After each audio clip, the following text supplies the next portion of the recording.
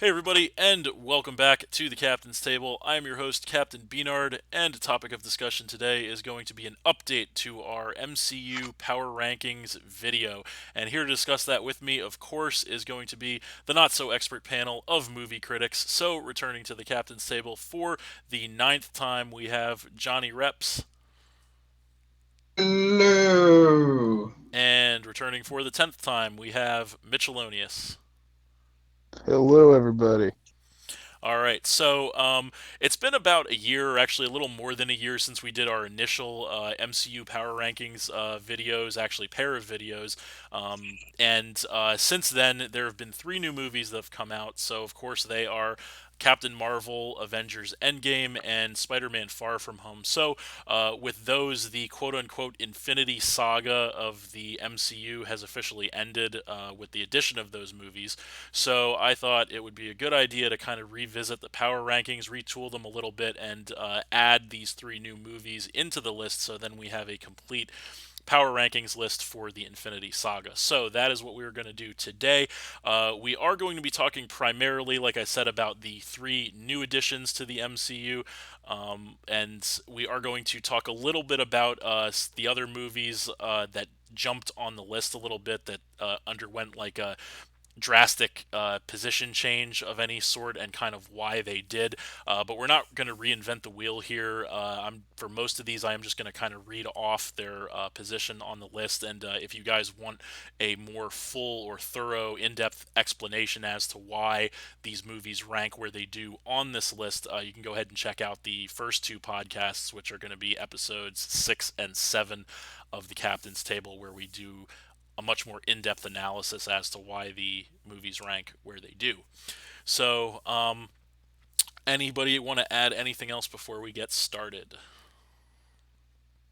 Guess not. No, Okay. no, I'm just okay about with ready to that. get started. All right, so we're going to get started. So, the first few, like I said, I'm just going to read them off because their relative positions on the list did not change from last time. So, coming in all the way at the bottom of the list at number 23 this time, we have Thor Dark World. So, again, same relative position on the list as it was last time, so nothing really to talk about there.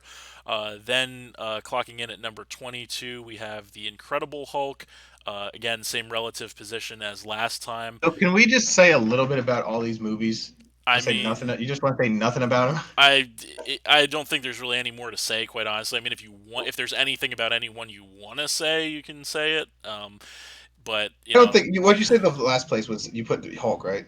Thor: Thor Dark Dark World was World. last Sorry, place Thor as it Dark was World. last time, and then Still right. didn't think. I just want to say I still didn't think that movie was that bad. No, I and don't really think any movie on this list is really that bad. right, and that's we did mention this last time, but that is 100% true. I don't think in my opinion, there none of these movies are really bad. There are ones that are distinctly not as good as other ones, which are going to be the ones that lie toward the bottom of the list, I think. But I for the most part, I don't hate any movie in the MCU at all. I think for the most part everything's really well done. So this is just kind of like a jockeying for position over them type thing. So, There is um, one movie that I kind of hate, and there is one movie that Mitch kind of hates. yeah, and we will talk about that in just a second, actually. So anyway, back to the numbers. We're just gonna rattle them off till we get to a talking point. So, coming in at number 21, we have Iron Man 2. Again, same relative position as last When I time. saw that movie, the first time, I thought it was fucking great. I actually thought possibly it was better than the first one. I Yeah, and then time has think we proven should me all just make wrong. a brief comment like that after each one. That's what we should do. If you That's what we want, should do. like I said, if you want. Go ahead, And Mitch. What's your comment about Iron Man 2, Mitch? Well, I mean, I think it's hard to top the original of any movie. So, I mean, I didn't expect it to uh, prevail over the original Iron Man, but I did appreciate the adaptation of like different types of suits in it. yeah, it served its You know, purpose. That's all I'll say. it Is it has, it wasn't has, great. it has. it had its own allure, Sure, I yeah, it guess. wasn't But it wasn't great. It had that, and this is something we talked about last time too. Is I think it had the a lot of movies in the MCU have the ability to make you feel like you're watching the best thing ever as you're watching it for the first time, and then after the fact when you think about it a little more, you're like, well, that was still good, but was it really the best thing ever? No, I but mean, there are some movies further up on the list that that, actually are the best thing ever. Yeah, yeah, I well, forgot about one that. particularly that I watched, a lot, probably Yeah, about 5 times with just as much pleasure as the first time, was like Thor Ragnarok. But yeah, you know, I We'll we'll talk think get about I that there. when think we it get there. just Yeah, we'll get there. yeah. But I think my point is the movie just has to kind of gravitate towards you, because there are probably people out there that look at Iron Man 2 and they're probably like, oh well, I watched it 5 or 6 times because I thought it was that good. You know what I mean? Yeah, even though I It's think I think it's all in perception and how you kind of connect with the message the movie's trying to convey. that is a great point, and perception is reality. Absolutely, I agree with that completely. Um, moving along, then number 20, we have Thor: The Original. Again, same position as it was last time. Again, not a bad movie. It did serve its purpose, but just for one reason or another, doesn't quite measure up as well as the rest of them. I Um, just didn't like how they had him kind of powerless throughout majority of, in my opinion, a majority of the movie. I yeah, understand they were trying to get the point across where, he needed some form of humility, but yeah. You think I Natalie Portman was a terrible character actress? Period. Well, get Uh, ready for. Speaking of that, actually, this might be a good time to bring up Thor 4 Love and Thunder, which is going to come out in a couple of years, starring Natalie Portman and the transition of her into the mantle of Thor. So get ready for that if you don't like Natalie Portman. position you say. Okay, let me just say terrible. When I saw this movie, wait, we're talking about Thor. Which movie is the first Thor? The first Thor, number 20. Yeah, so she was terrible in both of them. She's actually worse in the second one. That's why it's a worse movie. Um, That's not and completely why, but okay. yeah, and then when I originally saw this, the first Thor, I saw it in 3D, and it gave me a headache. Um, and I also did not pay to see this movie in the theater. I just walked in and nobody stopped me. So that's it. Well, there you go. That is a memorable thing about Thor for sure, is getting to see it for free. But anyway, so now we're going to come to our first significant talking point at the list when we get to number 19 on the list. And coming in at number 19, we have Captain Marvel. So the brand new or relatively new installment, kind of a prequel, so to speak, since in the timeline of the MCU it takes place before everything except Captain America: The First Avenger, I believe, which was set in the 40s. So Captain Marvel set And in the parts of 90s. Endgame. And Parts of Endgame. sure. So yeah, yeah, the parts where they time traveled, but sure, we'll get to that. Anyway, so I'll say, as far as Captain Marvel goes, I'll say I did like it. It wasn't perfect, but I know, since Johnny, since you actually were the one of us that watched this movie the most recently, I want to kind of let you take the lead on this one and talk about it, since it's been about a year since or more, because I saw it when it opened. Was the last time I saw it, I believe, and I know Mitch actually hasn't seen it at all. Although he does have an opinion to weigh in as far as the movie goes, which we will get to in a second. But like I said, Strange. Johnny, I want to give you the lead since you watched the movie most recently on Captain Marvel. Or I saw it like a week ago, and honestly, like I was just bored to tears the entire time. When I watched it with my wife, she just thought the movie was god awful. She was like, "I feel insulted as a woman by this movie." That's what she said. Wow, Uh, that's pretty harsh. and I was just like, I was like, just thought the movie had like close to zero substance. It didn't really say anything. Like some of the Marvel movies have like a good theme, or I mean, I don't know. Like it just did not. Underlying message, that kind of thing. Yeah, it didn't have like any sort of like sleek hidden message or like any type. But and the other thing was like I thought Well, Brie Larson's acting in the movie was not good. I thought like Sammy Jackson's CGI'd hair was kind of weird. There was moments in the movie where I was just like, this less believable than like a WWE wrestling promo from right now from modern days. Like literally, that's how bad I thought some of the acting was. Like mm, uh, in particular, like the scenes, the humor just fell flat like every single time. The mm, plot was like really simple, but it still barely made sense. It was just like I don't know, man. I didn't find like maybe I need to watch it again. But I just found like absolutely nothing enjoyable about this movie, to be honest. And like even Hulk, which I think I ranked as the worst Marvel movie. Yeah, I even that I found a little bit of enjoyment in because I thought there were like some good scenes and like his first transformation was done pretty well. right. Like I just really found nothing to like about this movie. Like I ranked this movie last personally, and it was the most recent one. I don't know if it also could possibly be that maybe I'm actually feeling the Marvel fatigue at this point, where I'm just sick of superhero movies. Yeah, But like the movie I saw before that was Far From Home, which will come up too soon, and I actually really like that. So right. So I don't maybe know. it's not. Yeah, so I'll say I do have some counterpoints to that. So, how you're talking about no underlying message or takeaway, I don't necessarily fully agree with that. Like, so here's the overall response I have to all this, because I would fight for this movie to be a little higher. I actually have this movie toward like the top of the bottom essentially, whereas it kind of falls in like the middle of the bottom right now, personally. But I think that a lot of the points you made, I You have it do like what, like 15th, something like that. But yeah, 15th.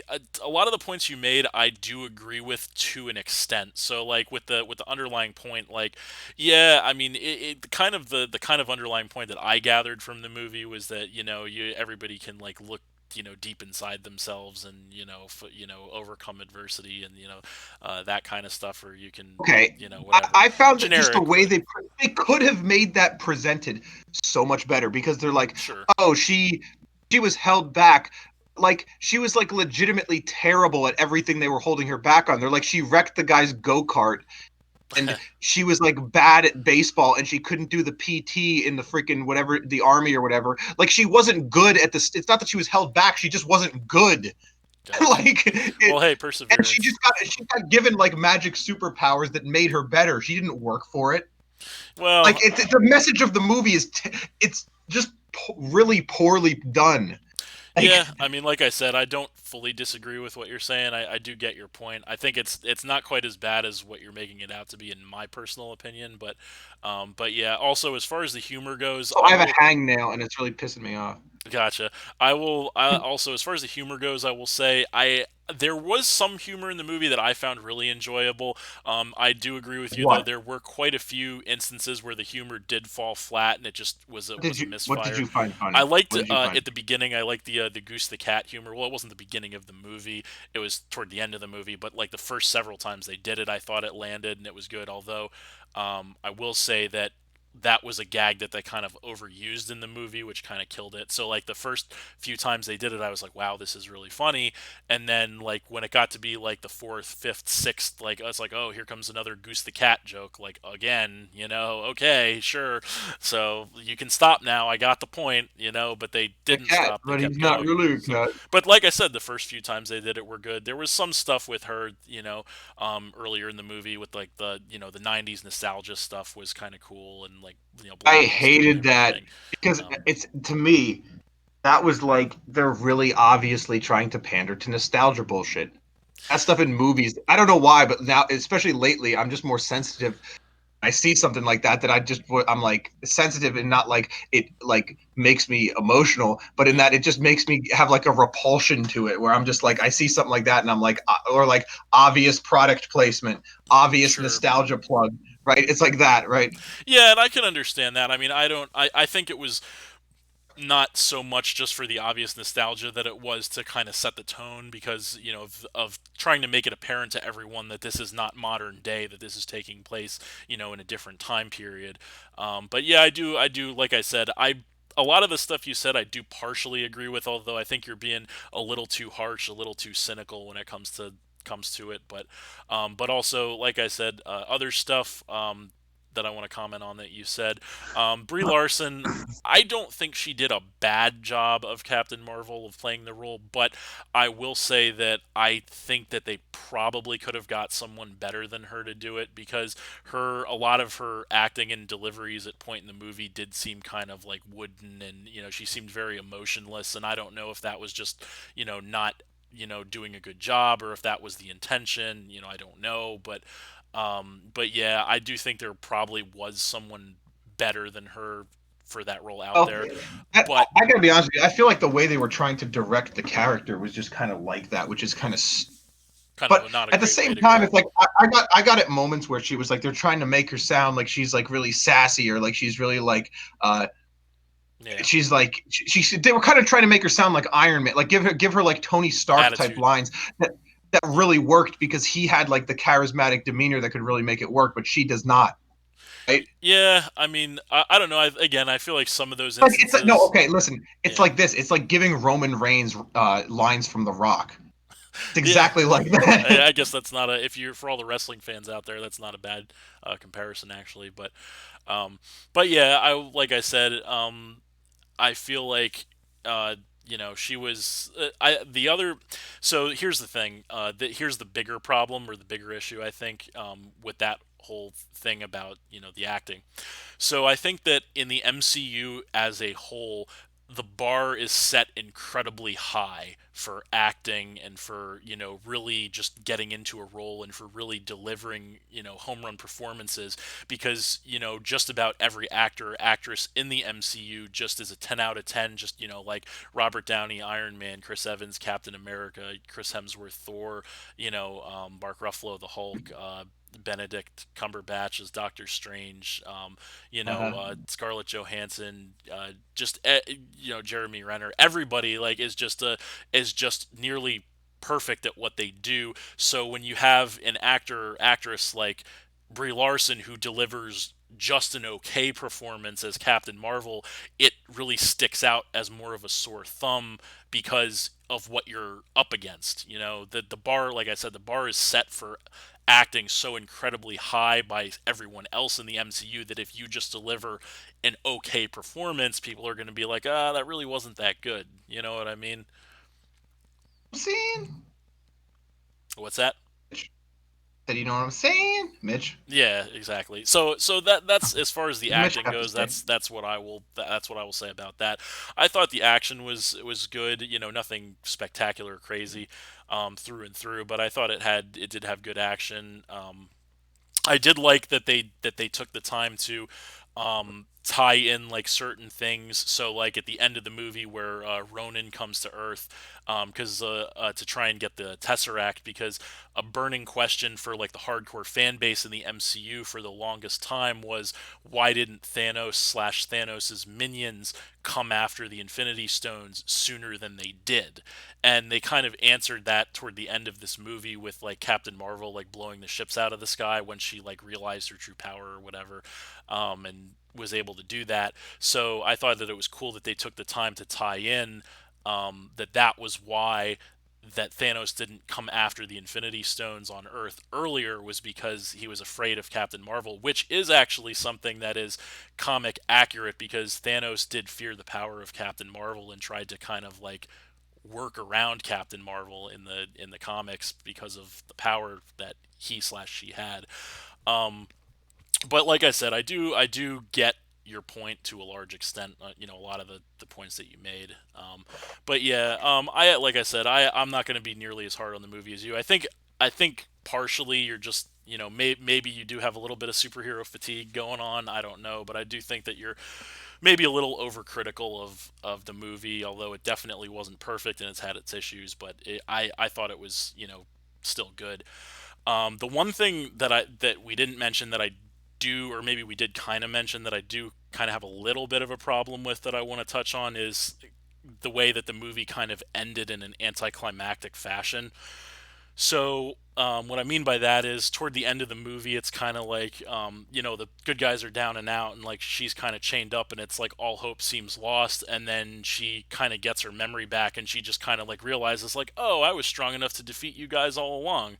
And then she She goes just on. goes like, "I'm Batman," and then she wins. Yeah, exactly. And then she just goes on to defeat everybody. And I'm like, that to me, I didn't like that because that was to me just an incredibly anticlimactic way to end a movie or to handle It's called things. giving your character like an undeserved moment.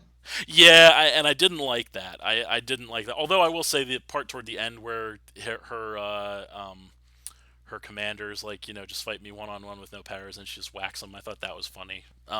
But anyway, or she blasts them rather. But I guess that's why they were going for it. yeah, so like I said, that to me that's another instance where the I humor thought it would have been landed. better if she just fought him one on one and it was like a really hard fought battle and she beat him. Maybe it could have been, but And then he would have tried to like cheap shot her, and then she would have done that yeah, that would after have she been already fine. beat him or something. Gotcha. If that would have given, because that would have been a more deserved moment than what we got.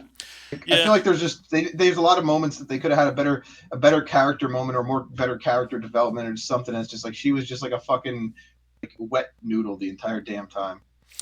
I gotcha. So, I know Mitch, you've been quiet, so because as I mentioned He never before, saw the movie. yes, Mitch has not seen the movie. However, Mitch does have an opinion to weigh in on this movie because he actually went out of his way not to see this movie. Not that he didn't have the opportunity, but he did not want to see this movie. So at this time, Mitch, I would like to give you the floor to go ahead and explain your feelings on the Captain Marvel movie.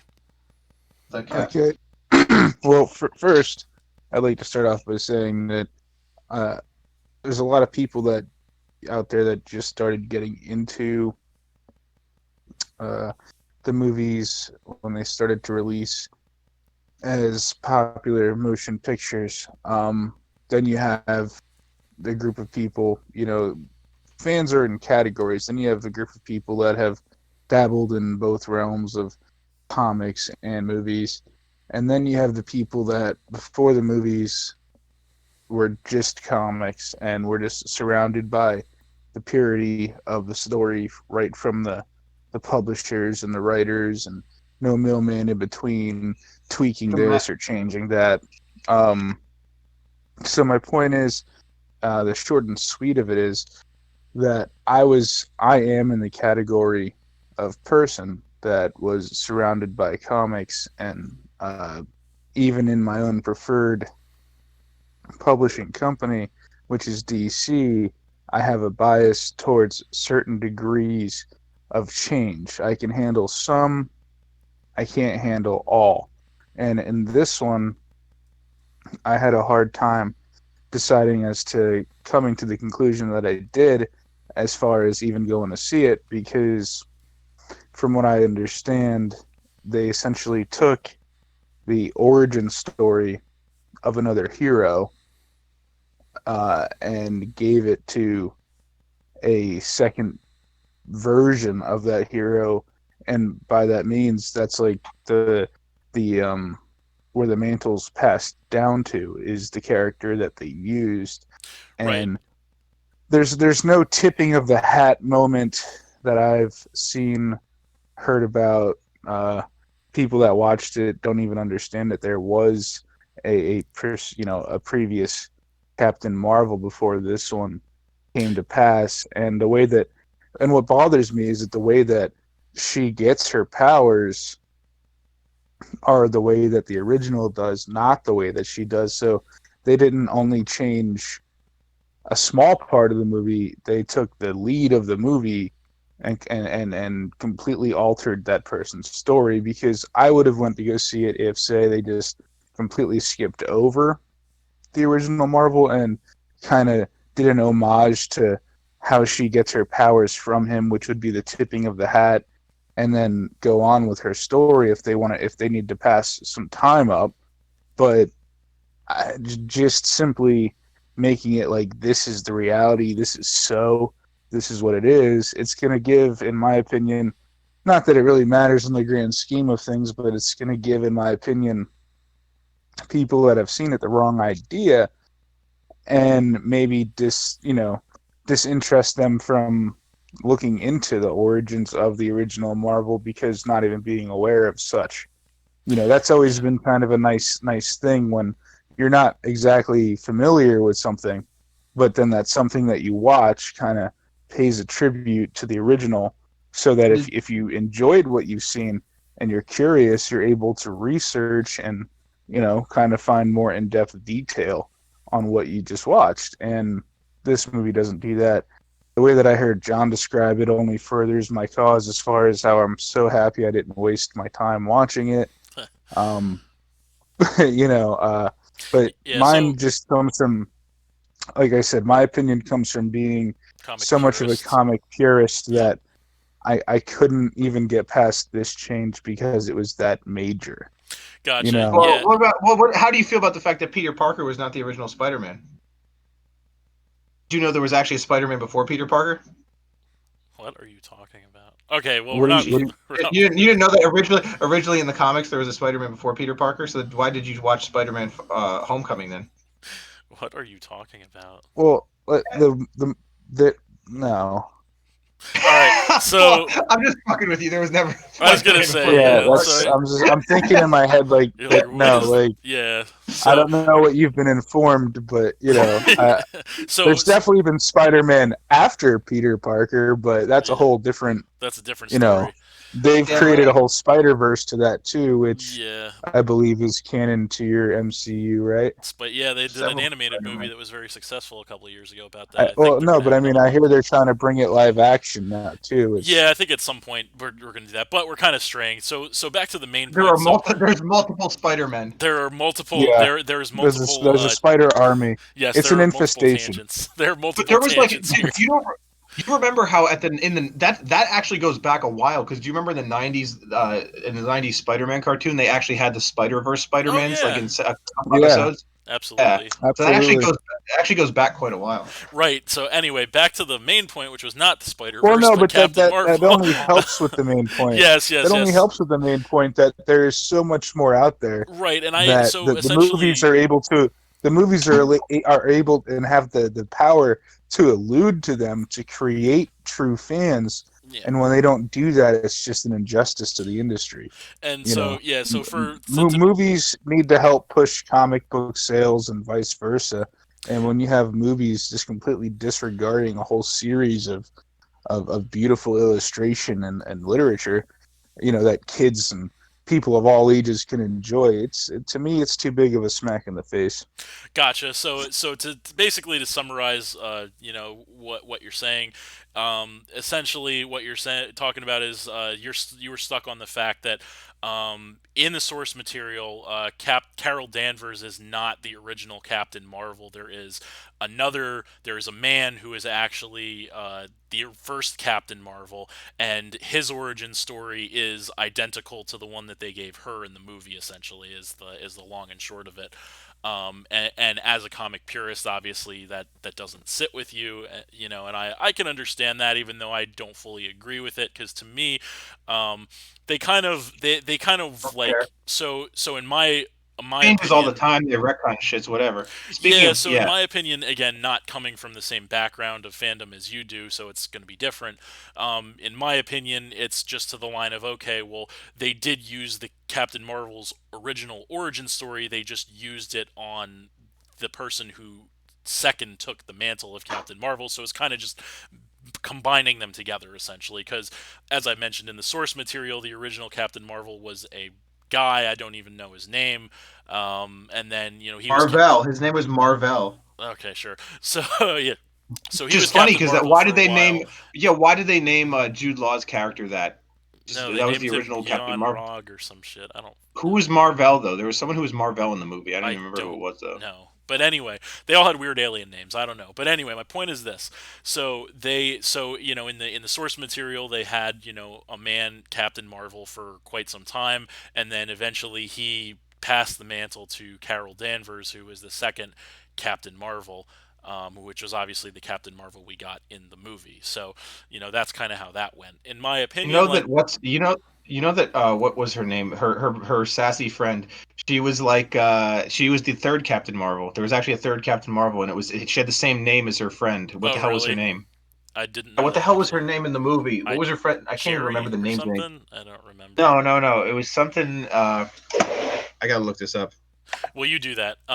But yeah, my point is, like I said, to me that's not a deal breaker. So I think to your average run of the mill fan, what you're talking about, Mitch, is not really a deal breaker for them. Although, like I said, I can definitely understand where you're coming from, Well, I because mean, this is John definitely impressed me there because I was waiting for a time to say something when he was bringing up Marvel. yeah, Yeah, That Monica that was the Rambeau. Monica Rambeau. that's That her was her that name, that friend's Monica. name. Yeah, that That was was the fucking. She was like the third Captain Marvel, I think. Gotcha. that was the original Captain Marvel's name. What, Marvel? Yeah. Oh, okay, gotcha. Yeah, see, you knew, I don't, because I've actually, I'm not. I don't know if I mentioned this before, but I was never like a huge Captain Marvel fan. Of any iteration of Captain Marvel, like before the movie or anything. I As only far as the know either source of those And, material. things. I only and know see either of those again, things and because again, that's partially where the name kind of originates from. Like, you're not getting Marvel from, you know, I don't, like I said, they just, They I just don't know. changed it too much. Like I said, I They get where did you're too coming hard. from. They did too hard of a left turn. Yeah, anyway, they the just only couldn't reason I get knew behind it. any of that stuff was because I watched right around the time Captain Marvel came out. I just watched like a YouTube video about the lore of like the Captain Marvel comics. That's the only reason I knew any of that. Well, there you go. But yet you waited like a full year plus to watch the actual movie. Yeah, You, because I was just not super interested in it. Plus, like at the same time, like I go to theaters to see like maybe 2 movies a year, and like I okay. was already knew I already knew I was going to see Endgame, so that was it. Yeah. Gotcha.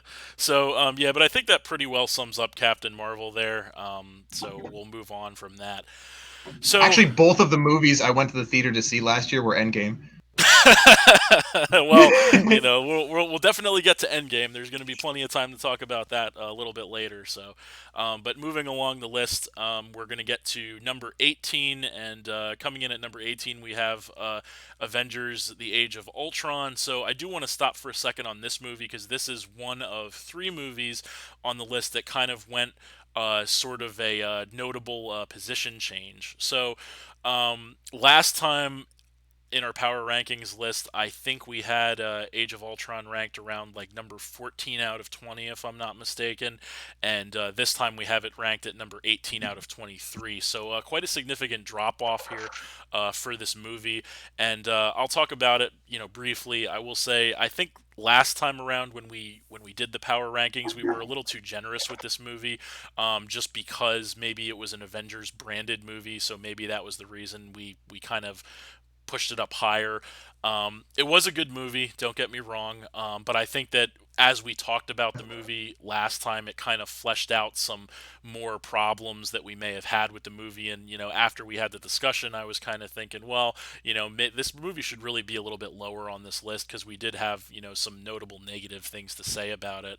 But again, still a good movie, just kind of adjusted position here, based on kind of further consideration on it. But I don't know if you have anything else you want to say about it, John, about Age of About Ultron. which one? Age Age of of Ultron? Ultron. I don't know. It was another one of those movies that I thought was like fucking amazing back when it came out. Just like Yeah. Iron Man 2, where in retrospect I was like, why did I think that?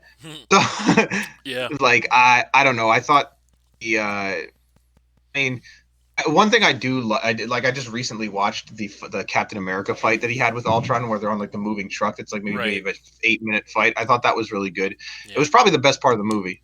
Yeah, yeah, that was a good fight. I think the one thing, if we're talking about things that maybe stick out, the one thing that looking back on like the lineage of the MCU and all 23 movies in the Infinity Saga, is I will say I am the more I think about it, the more I actually feel disappointed that they killed off Quicksilver in his first movie appearance, essentially, because I feel like there definitely could have been a lot more to do with him, a lot more story to be told. So that's kind of like a big negative takeaway that I have, and I don't even really think about It's it. awesome how they killed him in like in his redemption moment. Yeah. Yeah, so like I said, I mean, I feel like that's just something that you don't even really think about too much because he was only in that one movie, that you don't even really think about him as being there or being significant or important. But um He you know lived long enough to see himself become the hero.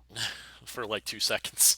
but um, but I guess for him, because he moves real fast, it was probably a little bit longer than 2 seconds. But anyway, Uh-huh. but yeah, I don't know if you have anything else you want to add about Age of Ultron, Mitch. About Um, I mean, I feel like it was a very cinematic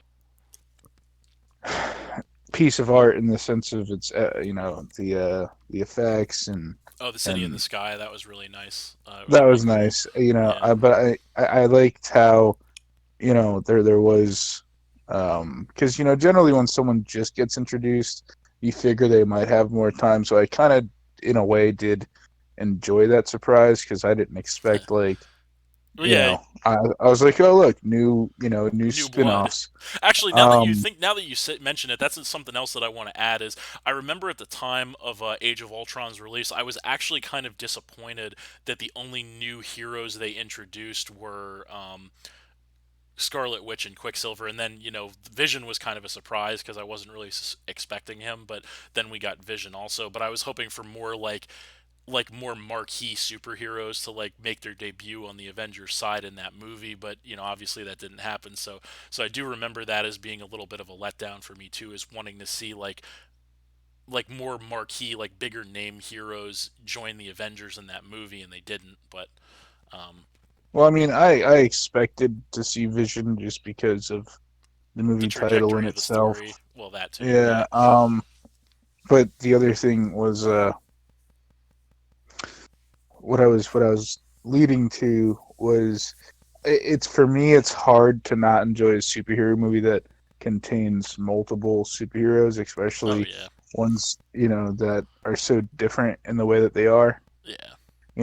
The Avengers, in my opinion, have always kind of been like a dysfunctional family.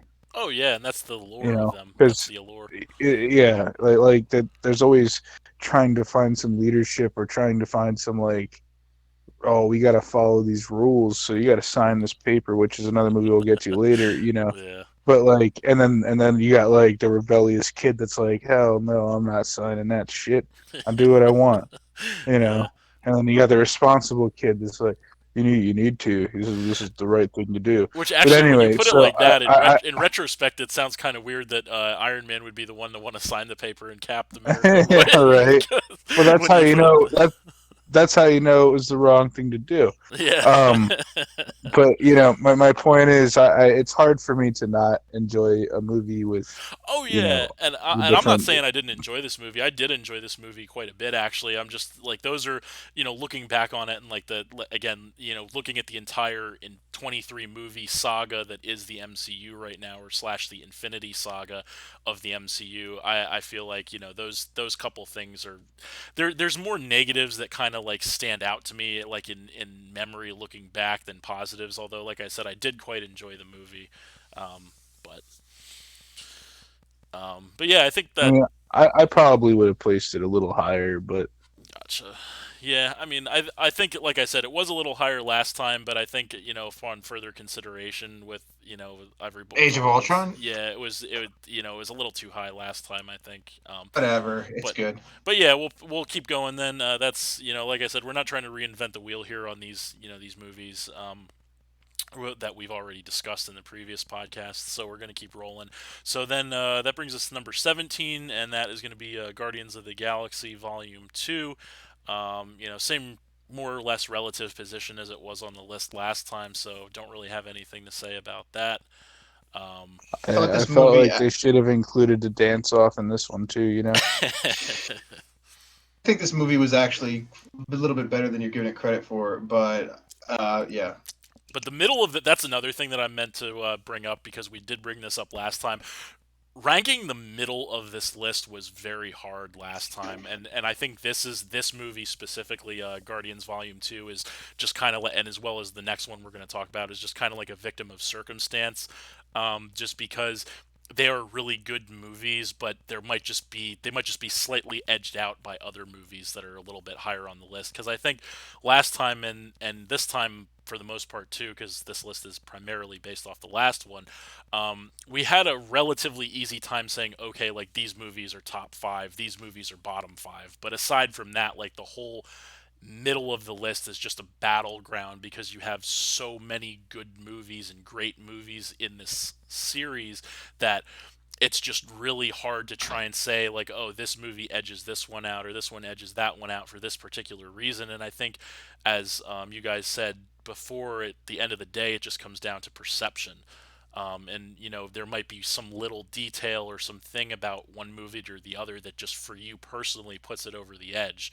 um, but but yeah, yep. moving along then, number 16, we're going to have Ant-Man and the Wasp.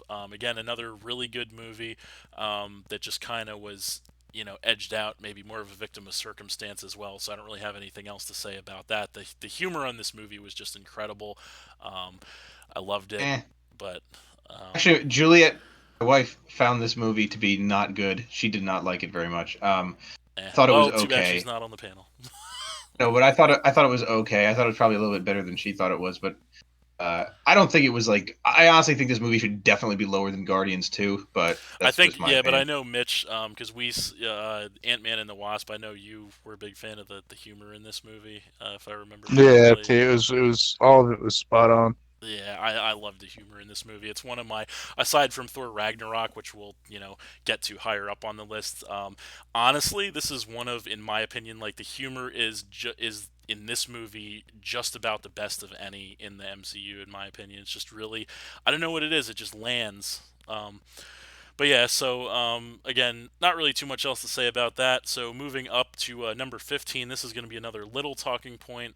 So coming in at number 15, we have Iron Man 3, which is actually another movie that fell quite a bit down the list from last time. I believe last time we had placed the movie at number 10 out of 20, whereas this time it is number 15 out of 23. So quite a significant drop here, actually. I think this is the biggest drop of any movie on the list. And so I think the reason for that is last time it was really, again, this was another movie, like I said, with a lot of them, is it's just really hard to kind of jockey for position over some of these movies. But I think last time we just gave it a little too much credit, maybe just because there was some really good storytelling with, Iron Man and Tony's character and that kind of stuff. But we kind of downplayed, in our initial analysis of the movie, I think we kind of downplayed some of the problems with the movie, like the whole, Mandarin thing, which at the time, as we, I think, had mentioned after the fact, was, there was a significant amount of fan backlash over the whole swerve with that in this movie. Um, but yeah, I think we kind of just downplayed some of the problems, other problems too. Like, I thought the swerve was fine to be honest, but like there's other things about this movie that maybe I didn't like too much. for instance, Well, the one thing would be like the fact that his armors all get cut through like freaking butter. Probably the worst yeah, thing. yeah, And Iron Patriot instead that's of War first actually Machine. probably that was kind of dumb, but it's whatever. And then overall, I think the villain was pretty lame. Yeah. Well, and I know, I think it was Mitch said something about, They didn't even use the actual Mandarin as like the villain. Yeah, the villain. You yeah, know, that's what we were it talking about with was the Mandarin they swerve. were just Yeah, using a name. You know, they yeah, the guy that was acting, yeah, um, uh, he fit more into the comic character of him, where like when he saw all the rings he would wear, like those were actually at points imbued with power from the Infinity Stones and stuff like that, and yeah. like So again, nothing like they, that they, happened in the yeah, movie, obviously. it was Yeah, so I still think, like, obviously it's still, toward the middle of the pack here. So again, still a good movie, but like I said, I think that the reason that it kind of slipped down the list to a significant degree was because, like I said, we may have downplayed some of the issues with the movie at first glance, but we kind of, I think this adjustment kind of makes it a little more appropriate. So, in any event, we'll keep rolling then. On to number 14. That's going to be Ant Man, the original one. Again, another really good movie, just really good humor. I think the problem or the difference of opinions here with the Ant Man movies and the humor is I think myself and Mitch just really enjoy the Paul Rudd style humor in the movies, and whereas Johnny is not so much of a Actually, fan of I've that.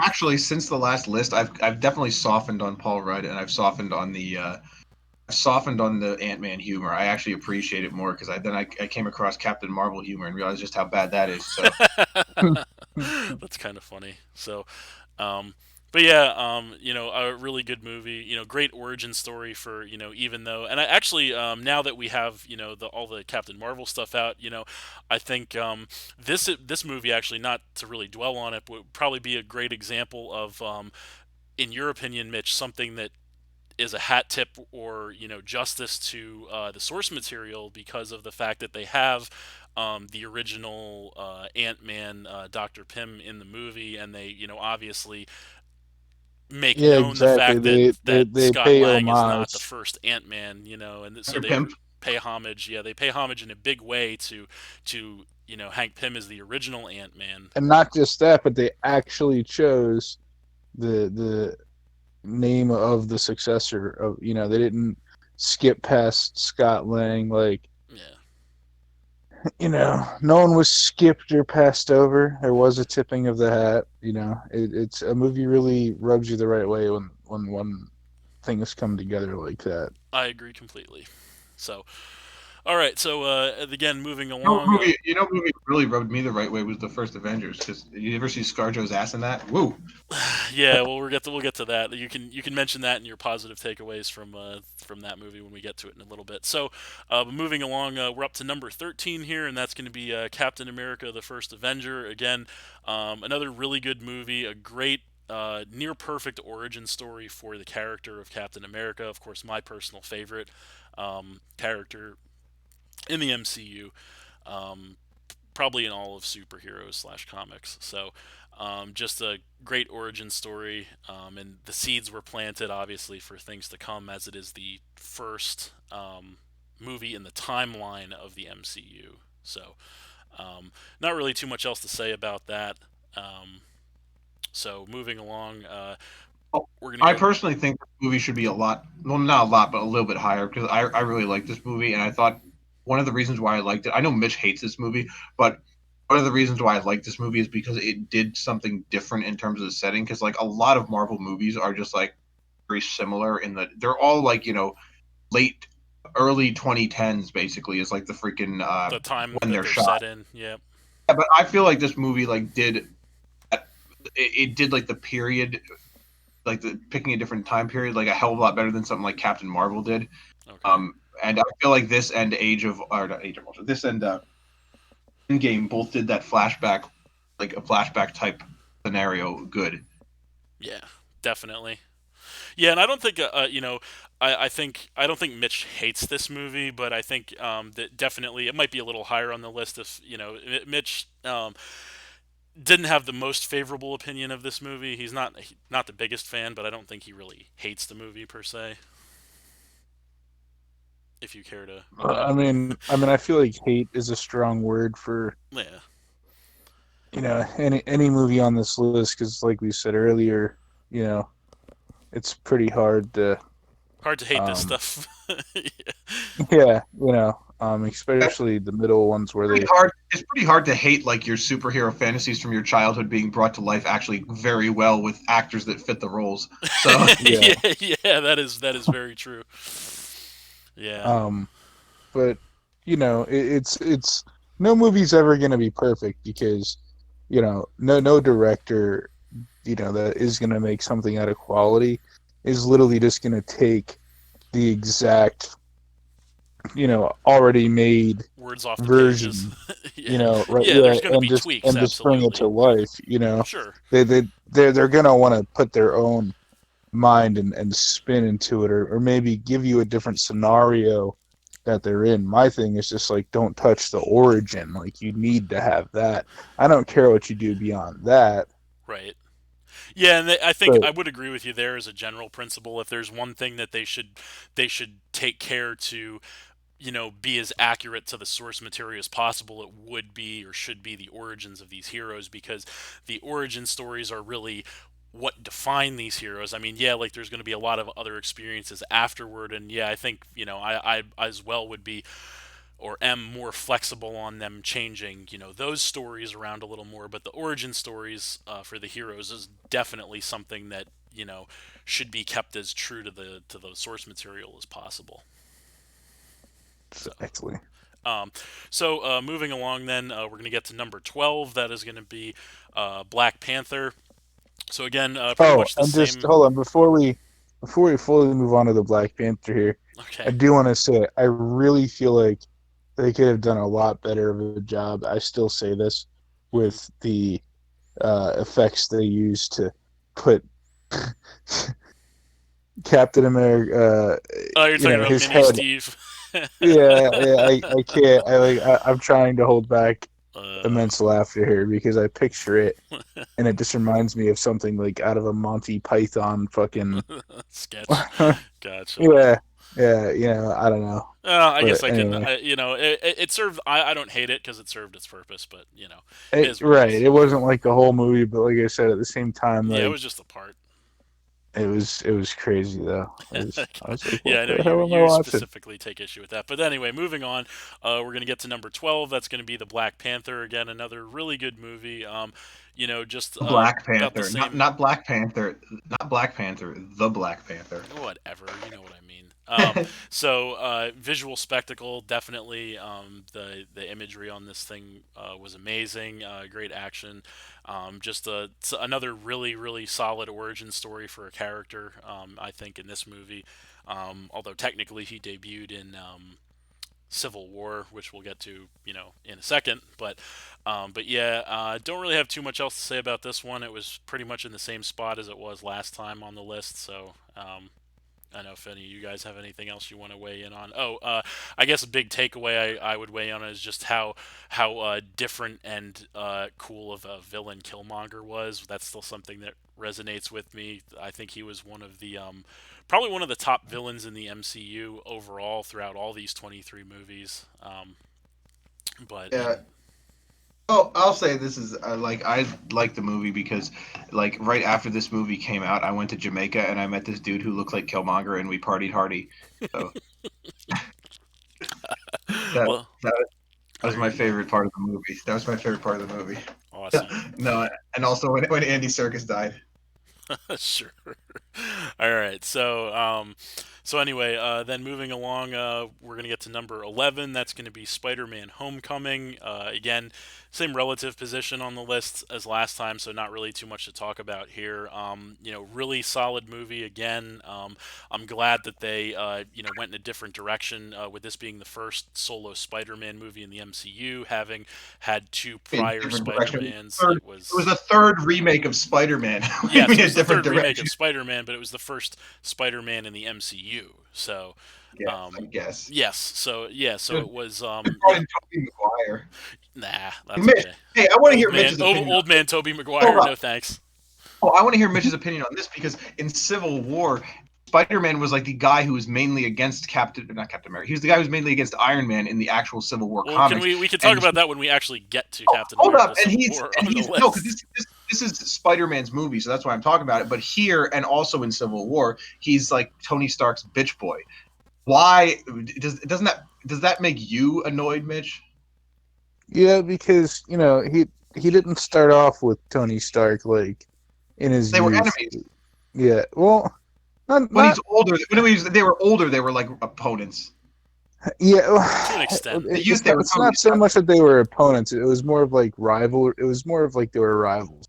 yeah. Um, because We know something about just like rivalry here War. on the captain's table, but anyway, continue. just in the sense of that, like you got to remember, like the Iron Spider, they introduced that so early Yeah. Yeah. that that doesn't line up with the comics. There was no what was it, a Stark internship. Yeah. The way that they blended them, I feel like they were just doing that. Like the reason why they didn't necessarily stick to storyline on that was because there's a long history there with Stark and Peter Parker. So I get either it. A, not enough time, or B, even if they could figure out a way to like, take out the filler and just hit the important marks, that would also progress Peter Parker's age much more rapidly in his relations to him. So I think the fact that they're trying to do as much with what time that they have to keep people's attention drawn and kind of add in the glitz and the glam, because my They favorite could version of Spider-Man is the Iron Spider. I mean, whose isn't, because have just mine's I, Toby Maguire. They could have just brought in Toby Maguire and said that he No, was nobody don't wants to get me see old wrong. man Toby. no. I don't feel like he did a bad job in his time, and I feel like if Exactly. they could have made his movies work, like if Spider-Man 3 never happened and then it happened, but it happened the right way, Yeah. like I feel like he would still be in that role, and they would have at that point been able to maybe adapt some He would have been like rivalry adulthood between him and Spider-Man, Tony and Stark. right, he would have been like But like adult the fact that Spider-Man, where he actually did kind of have a exactly rivalry with Tony Stark. So they could have gone in, like they if could the have Tobey gone a different Maguire trilogy direction, was actually part of the MCU, then they could have actually gone in an entirely different direction and done that, and it would have made sense because you right? would have seen like the older Spider-Man, and Wait, hold rivalry on a with second. Iron Hold on a Man. But second. Hold on a second. I guess you're gonna play some shit again, huh? No, Did it not go through? no. Unless it's Palpatine saying "do it," I don't want to hear it. No, you're supposed to but pick up this one. Give me. Hold up. Did it work? all I'm getting is No. awkward silence. Yeah. So anyway, Good news. right. So yeah, we don't need any more awkward silence. So we have plenty of Oh, here we go. Here mindless we go. chatter to fill the airwaves with. Oh no, that's not good. All right, yeah, you're right. But listen, I just think that that's they could have just brought in Tobey Maguire and had him be, because Spider-Man fought Captain America. I keep saying Captain America. Spider-Man fought Tony Stark, Iron Man in Civil War, and it would have made perfect sense because Tobey Maguire was the right age because Spider-Man was older at that point. Sure. Yeah. Having said that, they didn't want to do that because they wanted to go in a different direction. And like I said, I understand that there's some liberties being taken with source material accuracy and all that. Ever. As far as these go, but that doesn't detract from in my opinion, my enjoyment because I'm not that much of a hardcore. Like I want everything to be exactly the same as the source material. But in this movie specifically, Spider-Man: Homecoming, I will say that I appreciated. The whole how they're trying not to repeat villains thing, and they're trying to it was exactly what it needed to be for the reintroduction of a new Spider-Man. So I appreciated the movie for that. But ironically, the next movie on the list is number 10 is Captain America: Civil War. So we kind of already talked about that as they kind of go hand in hand a little bit. But yeah, actually, this movie, I will say, I kind of when we had originally did the power rankings, I remember you, Johnny, were talking about how you felt like one of the big negatives of this movie was how they kind of like downplayed the whole Civil War arc because it was a lot bigger of a deal in the source material. And at the time, I was just kind of like, whatever. But to be honest with you, the more I thought about it, the more I thought, yeah, I kind of do see your point, and I kind of am starting to agree with it a little more too, because I feel like you're right in the sense that the Civil War was like a much bigger deal in the source material than it was in the movies. They just kind of use it as filler, which is kind of like But Yeah, it wasn't even a real Avengers movie. yeah, it was a Captain America branded movie, not an Avengers branded movie, which it It's probably like should have Avengers been. But Avengers 2.5. pretty much, yeah. So, but at the same time, I still do maintain my thought process of it did like they wanted to do the Civil War arc, but they didn't want it to take up too much time because they knew they Why'd were you get to leading Thanos? into Thanos, and Thanos was the end game, pun intended, of the Infinity Saga. So that was their plan all along. So, but they didn't want to not do with obviously after Endgame the exit of Captain America and Iron Man. They can't do Civil War without Captain America and Iron Man. So they wanted to do it, but it was kind of the way I feel about this movie was I really enjoyed the movie. Obviously, it's top 10 for a reason. It was a great movie, great action, great. Just the airport fight scene alone was incredible.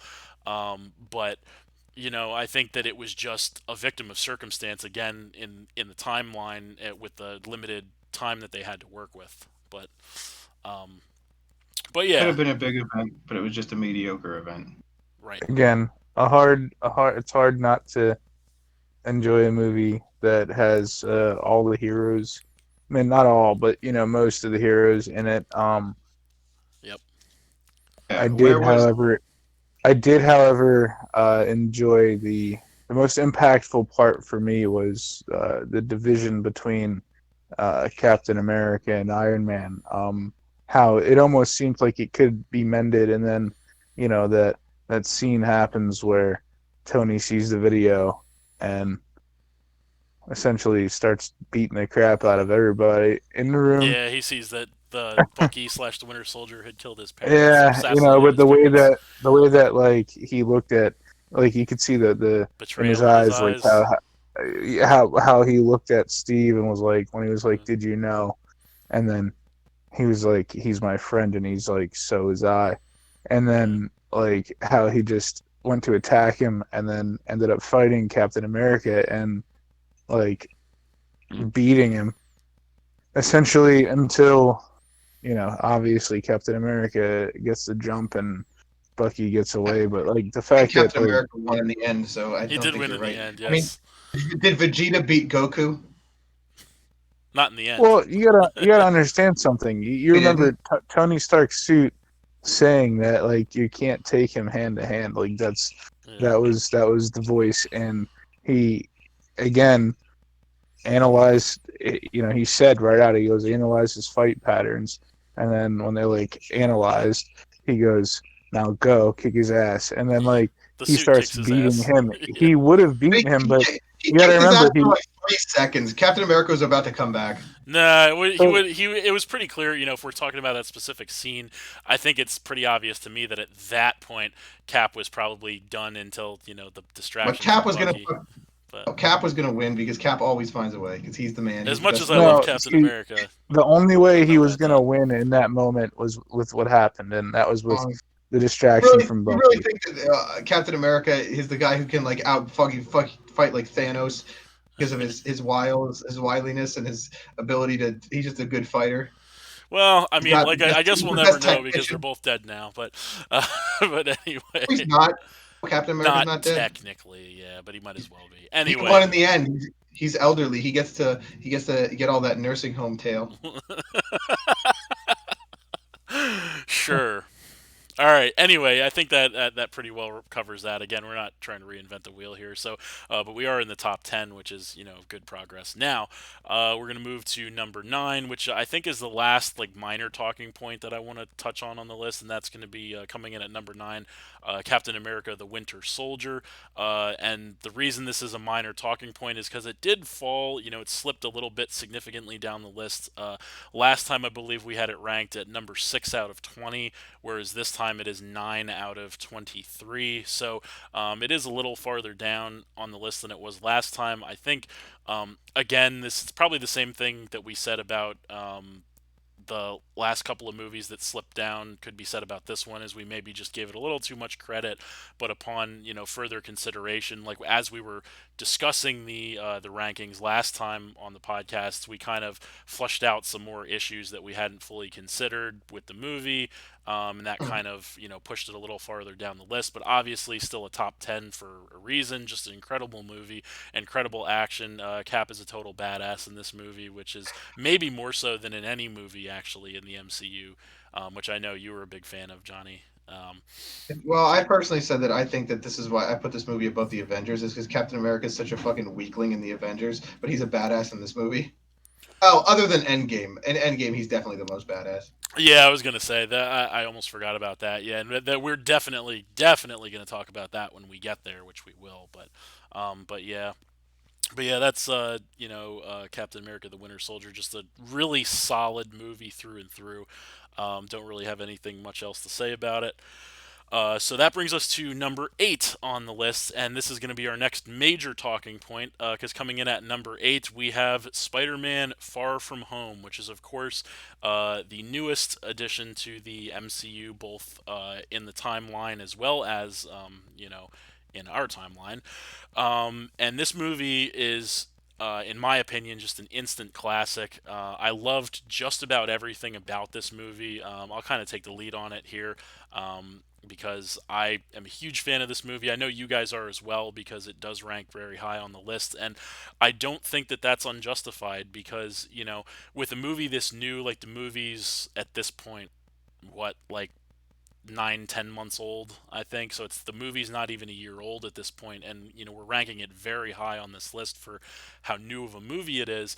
But I think that is warranted because this was just an incredible movie. It was a great story. Of course, it was great action and comedy and all that stuff as the MCU movies always deliver, or more or less always deliver.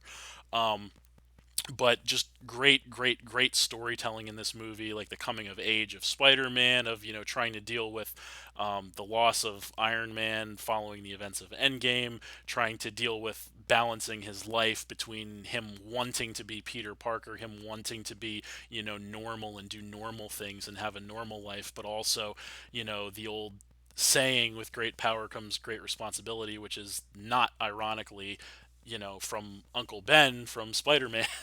So he heralds the call to, the greater good, to using his power for, the greater good, at the expense of his own personal life. And I like that's always been a reoccurring theme with Spider-Man, right? Is that, internal turmoil between, him trying to balance Peter versus Spider-Man. And this movie did a really great job of illustrating that. It also did a really great job of blending, and I think, because I know you really like this movie too, Mitch, I think you will agree. This movie did a really great job of blending, uh, staying true to the source material, but simultaneously modernizing uh, the the story and the material and the characters as well. Um, I think they did a fantastic job with Mysterio. I think Jake Gyllenhaal hit a home run and a half with his performance as Mysterio, and they did a great job of presenting Mysterio as a big time villain, as a credible threat to Spider Man. Even though in the source material, historically, Mysterio has always kind of been like a C-level Spider-Man villain. He hasn't really been like that important or that threatening in the grand scheme of things. But this movie did a great job of turning him into that kind of villain and modernizing him. Whereas in the source material, of course, he has the gas that makes people hallucinate or whatever, versus his illusion technology in the movie. But yeah, if you want to take it up on that point, Mitch, because like I said, I know you being a comic purist, I think even you appreciated the way that they blended the old and the new in this movie, and I think they absolutely got it 100% right.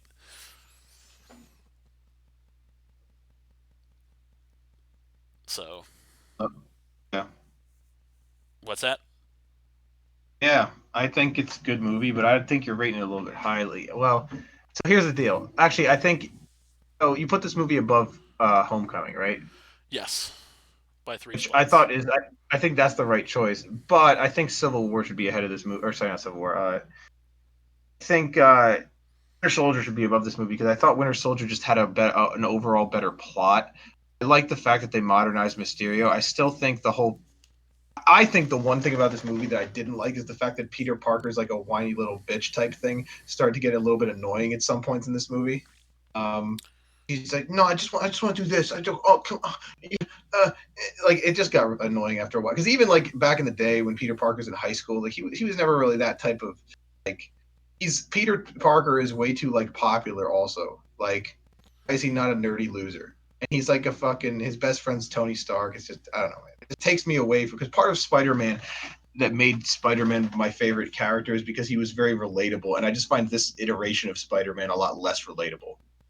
Yeah, I can see your point there, but I More like also. a whiny, spoiled rich kid than like a disadvantaged nerd who doesn't have parents, right?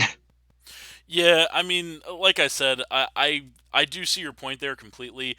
At the same time, I also feel like they're trying to do something different with Spider-Man, right? Because as we mentioned previously when talking about Spider-Man, it's kind of awkward, because there have already been two prior renditions of Spider-Man in recent memory, so it's kind of an awkward situation for us to have. Um, with that being said, I think they're trying to make him his own Spider-Man essentially as much as they possibly can. Um, so they're trying to make him different, like they're trying to be as different as possible, and I think this feeds back to what I was saying earlier. With them not repeating Spider-Man villains in the movies from any of either the original trilogy with Tobey Maguire or the two movies with Andrew Garfield. They're not repeating because, well, aside from the Green Goblin, but we don't want to think about that. Uh, um, so yeah, I think that it's it's just something that is really how do I put it? it makes sense. It just to me it makes sense to do things this way, just because simply because they don't want to repeat anything. They want to make everything its own. They want everything to be different. As different as it possibly can be. Um, so I definitely understand um, why they did what they did. But in any event, um, so let me see here. And I apologize, folks, but it appears we may be having some technical difficulties with communicating with Johnny and Mitch. So let me see what I can do about that.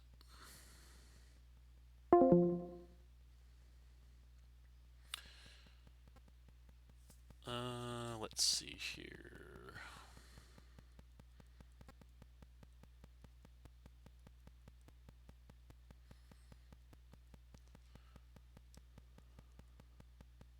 Gonna see if we can't hopefully straighten things out.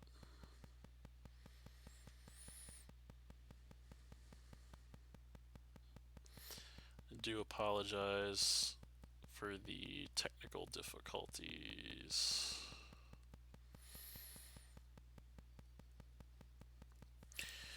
So we will see if we can get this back in 1 second here.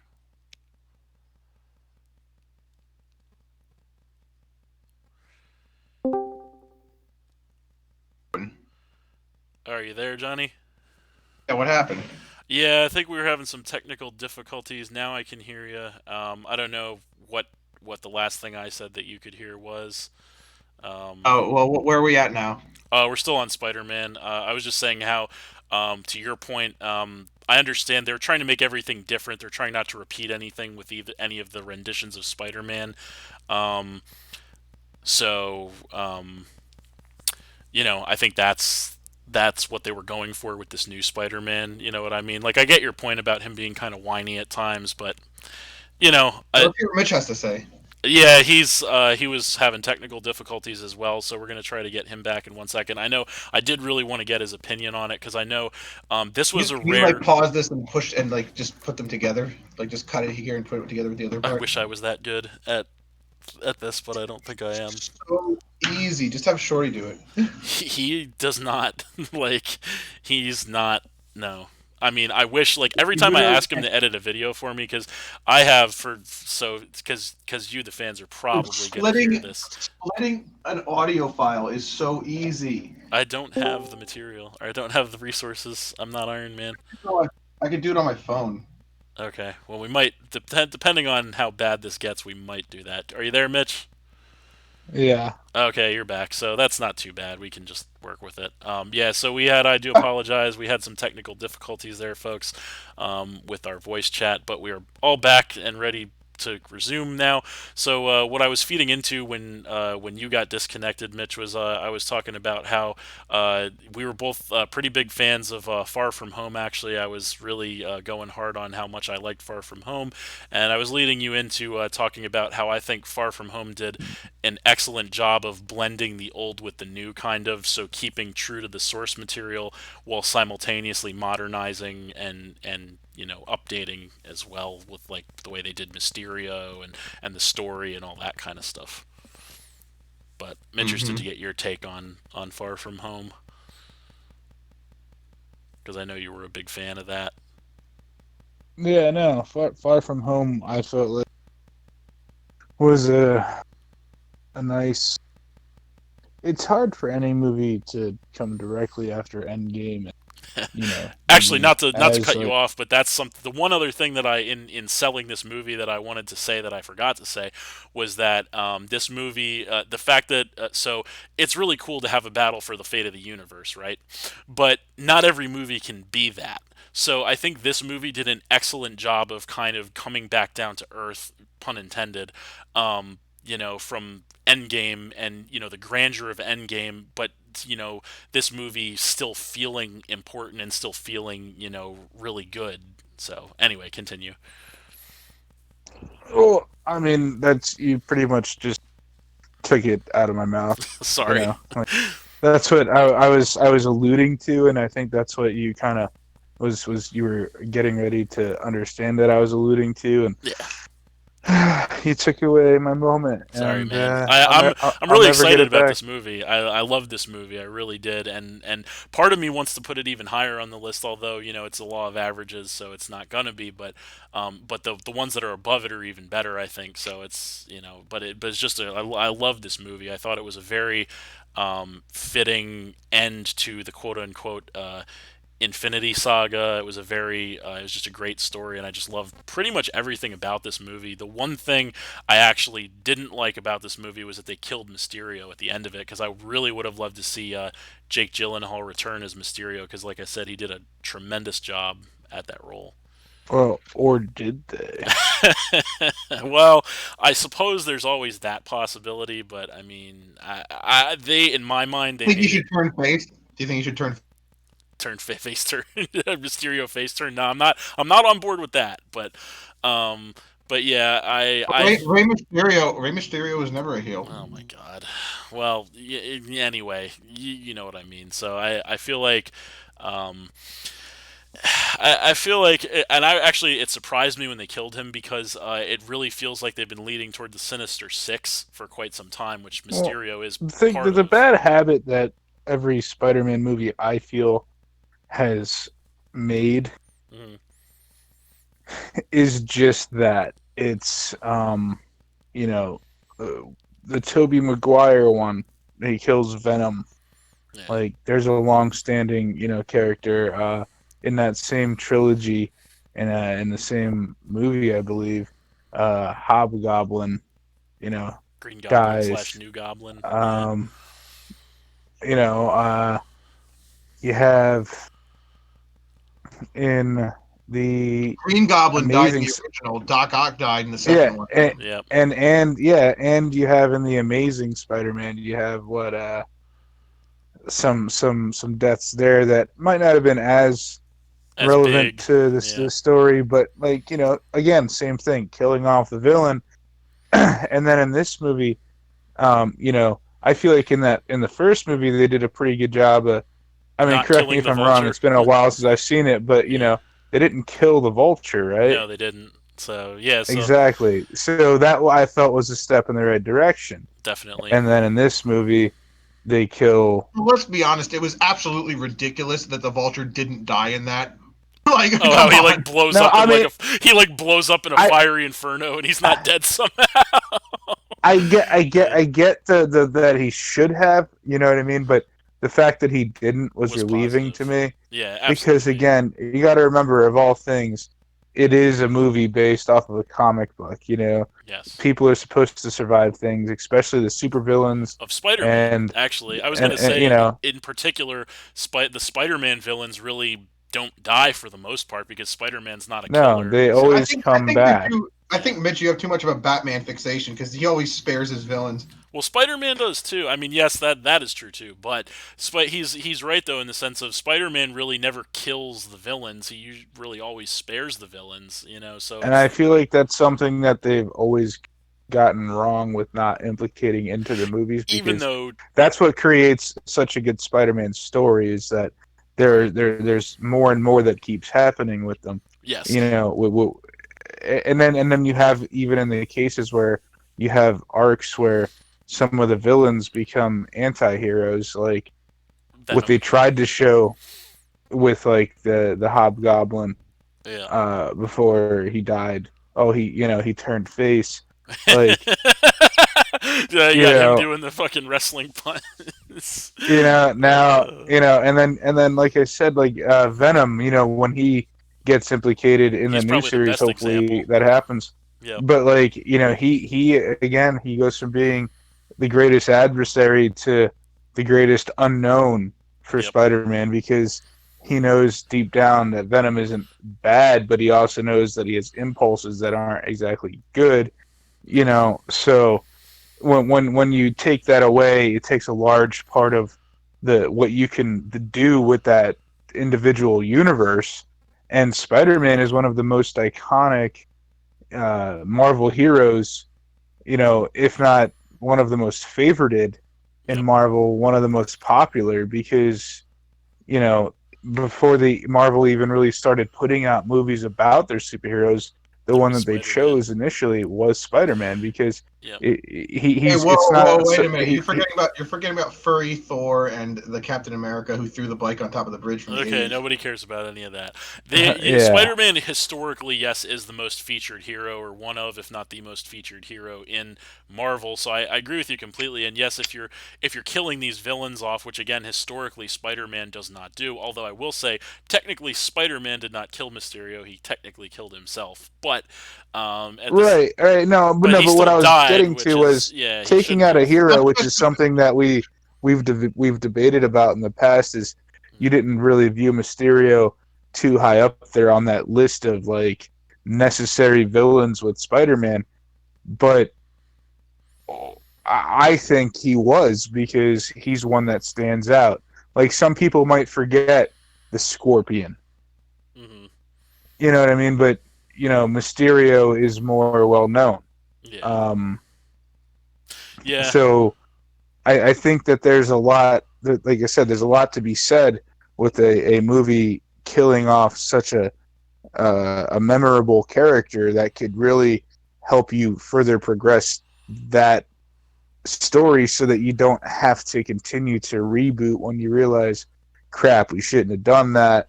Now we can't bring this person back because another thing with the reboots is it's finally come full circle. Well, now they're trying to pull Venom into the mix, but they're having the whole Sony whatever dispute. yeah. Um, but when they had Venom, They they just messed it killed up. him anyway. Yeah, they made him Eric Foreman and then killed him. So, but we're not going to talk about that Yeah. because it should have never Eric, happened. Eric, Eric, goddamn Foreman, aka Venom. Yeah, we're not going to think about that because that was just horrible. But anyway, yeah. So If I It's anybody, not if not as anybody, if bad. anybody on that '70s show should have been Venom, it should have been Red Foreman. Yeah, and not as bad as the '70s Spider-Man. Walking down the street to Disco Fever, jazz. Saturday Night Fever, or Uh, whatever the fuck it was. Yeah, we don't want to. uh, Yeah, we're not going to think about that because we're thinking about happier things like the MCU. So anyway, so yeah, I think that pretty well wraps up. Oh, there's one other thing I want to mention about Far From Home because again, I just love this movie.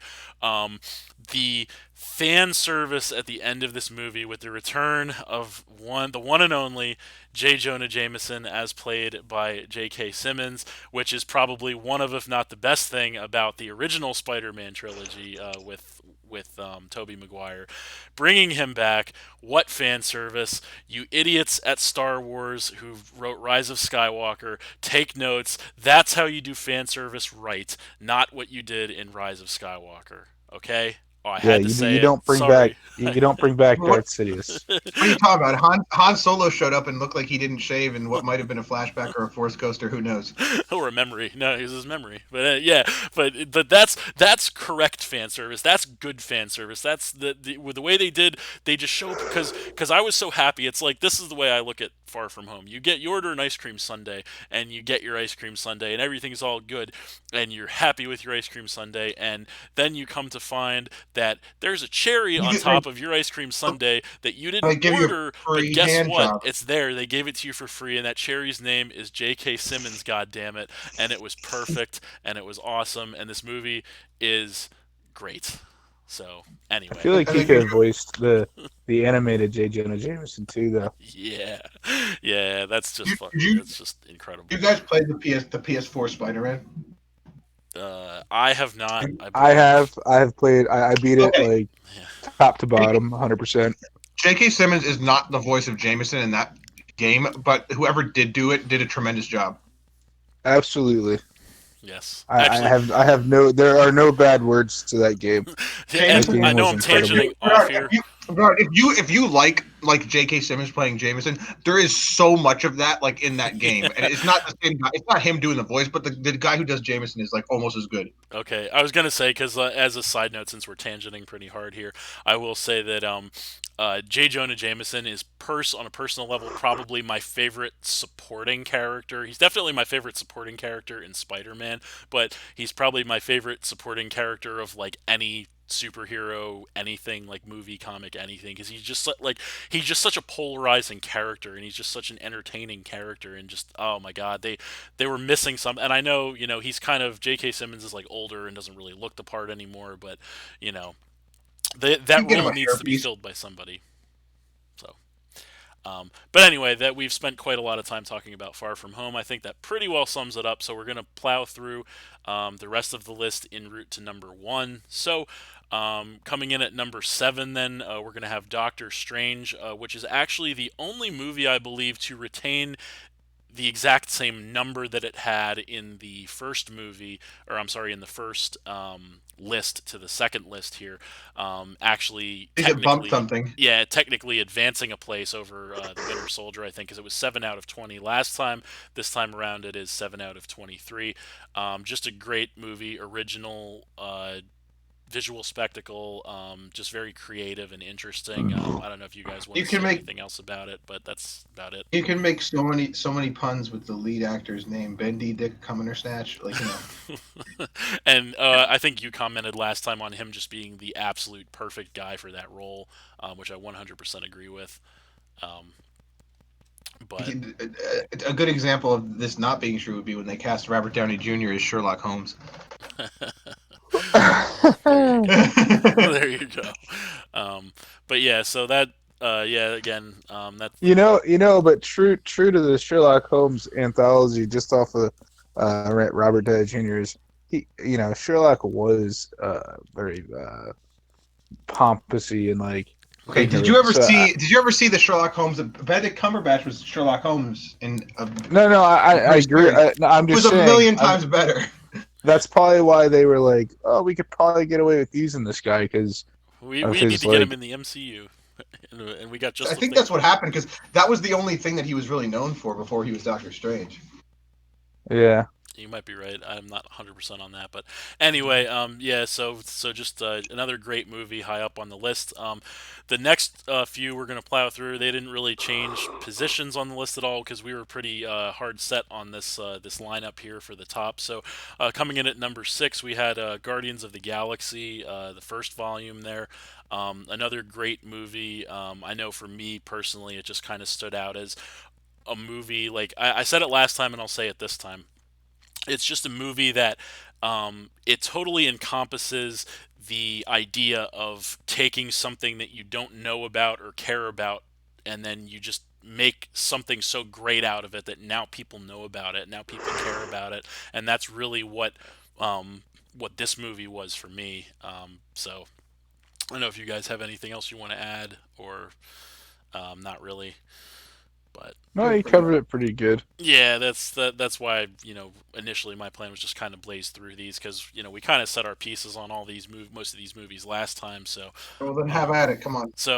we're gonna get to number five then. That's gonna be the Avengers, the original one. Again, just another great movie about the team coming together. Was about what this one was about, and just a great movie. You know, not really too much else to say about it. Number four, we have Thor Ragnarok. Again, all these movies are pretty much in the same relative position on the list as they were last time. I Um, personally think this one's ranked too high. Mitch personally thinks it's ranked too low. yeah, so Yeah, this I this think one it's this right is where it this should be. is a favorite of mine. Yeah, I that's like it, but I think it's a little too high. Like I would probably have it a few more spaces lower just because I think it's a good movie. Don't get me wrong. I think it has great humor, and it's just like something about it is just a little underwhelming to me in terms of like I don't remember what my argument was last time because it's been a while since I've seen it, but I'm sure I had a better argument in the last I know video. you did last time, if I remember correctly. You talked about some of the humor missing for you or being too on the nose. So I don't know if you've softened your maybe your Actually, disdain for Captain Marvel might have softened your opinion on the humor of some of you these know other what's funny is movies. you should say that because I remember I do think I've watched this movie again since the last time we did this Hmm. list. So, and I think you're right. My humor has my I've definitely softened. I think the humor I don't really find the humor to be. I didn't really find anything to really miss, to be honest. Maybe like a little bit, but not most of it was really solid. I think. Well, here you go. You came to the winning side, so there you go. I don't know if I you still think it's a spot or two, a space or two too high. I would probably put Doctor Strange and Guardians of the Galaxy above it. gotcha.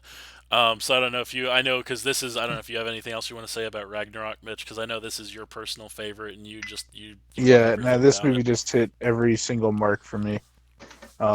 Humor, action. It just there wasn't a moment that I wasn't like captivated. So Gotcha.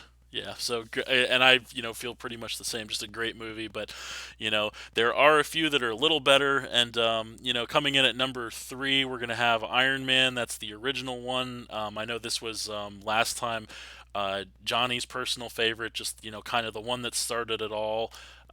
Yep. Hold And on. Listen to this.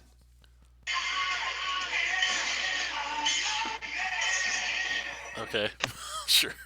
Is that from the well, cartoon? If I'm not mistaken. That's from that was the '90s cartoon. Yeah, that's what I this thought. I thought so.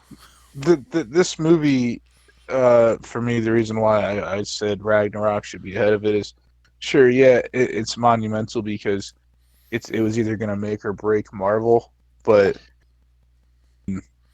still, they had better products. I feel afterwards. Yeah, you're kind of. I understand your argument, Mitch. Is you're kind of like the the the its counterparts or its contemporaries did it better just because that this was the foundation, I and disagree. and some of its contemporaries did it better building on that foundation. I like I said, I think the reason why we edge this movie over Ragnarok is because I tend to agree with Johnny a little more on this one, in the sense of the significance of this movie, not just for the MCU and starting something incredible, but also the significance for the superhero genre of this movie can't be understated. Like, this pretty much changed the formula. It changed the game, Listen, and I know I tend John. to put very not. I don't put too much value on significance because that's very subjective. But Mhm. what I think is, uh, and I get it was significant to the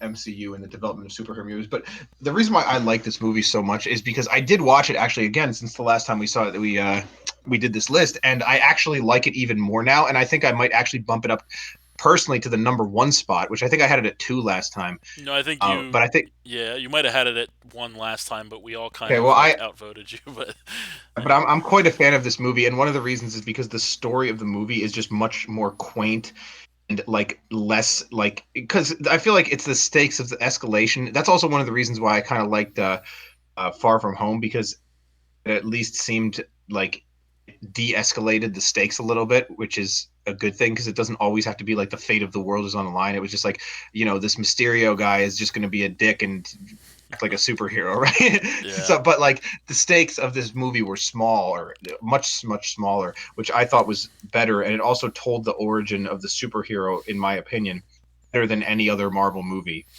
yeah, Period. Because like every other Marvel movie, is the origin stories are like, yeah, some of them are pretty good, like Captain America, or you already need a lot of context for them. And this movie, it just stands alone on its own better than any other Marvel movie, in my opinion. yeah. I If I were can. to choose like one Marvel movie to show someone who had like no idea about anything with Marvel, it would be this movie.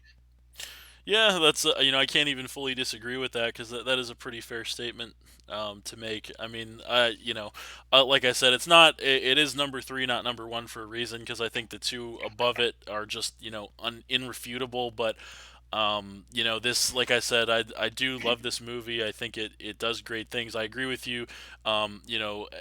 That not every movie can be a battle for the fate of the universe. That's something I said that I wasn't about. sold on superhero movies or Marvel before I saw this movie, but after this, I wanted every single Marvel superhero movie. Yeah, you're like whatever they're making, I'm buying. Pretty much. Yeah, so I get that absolutely.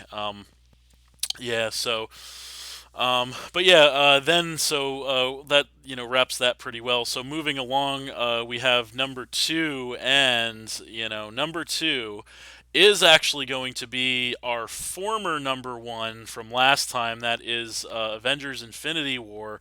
Of course, it was at the time the biggest movie release of all time, arguably. Just great things to say about it. But of course. We have to, we can kind of talk about these in tandem, but, we'll probably be mostly talking about the only movie left, which is, of course, going to be our new number one on the list, and that, of course, has to be Avengers Endgame. So, a lot of stuff to talk about with this one. This was the payload essentially. This was the the full salvo, the finale. The everything. The build up. We kind of said this about the Infinity War last time we did this list, and that's why that was number one because at the time it was the biggest movie release of all time. Arguably, I think now what could be bigger than that? Well, the sequel to that could be bigger than that, right? So yeah, Endgame just wow. Like I don't even really know where to begin to be honest with you because like Didn't you talk about this one last time? Endgame? No, the Endgame wasn't out last time, dude. I'm dumb. Yeah, we talked about Infinity War, which was new at the time that we did our last, or not new, but new-ish the last time we did a list.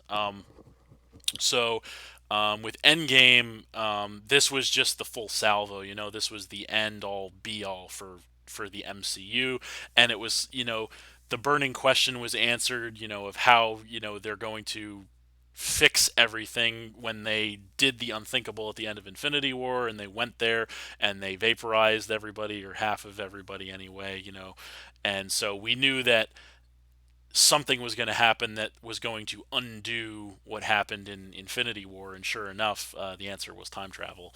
Um, but yeah, so actually, I'll turn it over to you, John, if you want to take the lead to talk about Endgame, because I actually, and I don't know if I've even told you guys this before, but for me personally, I might, and this might shock you guys, but I might actually put Infinity War personally over Endgame myself.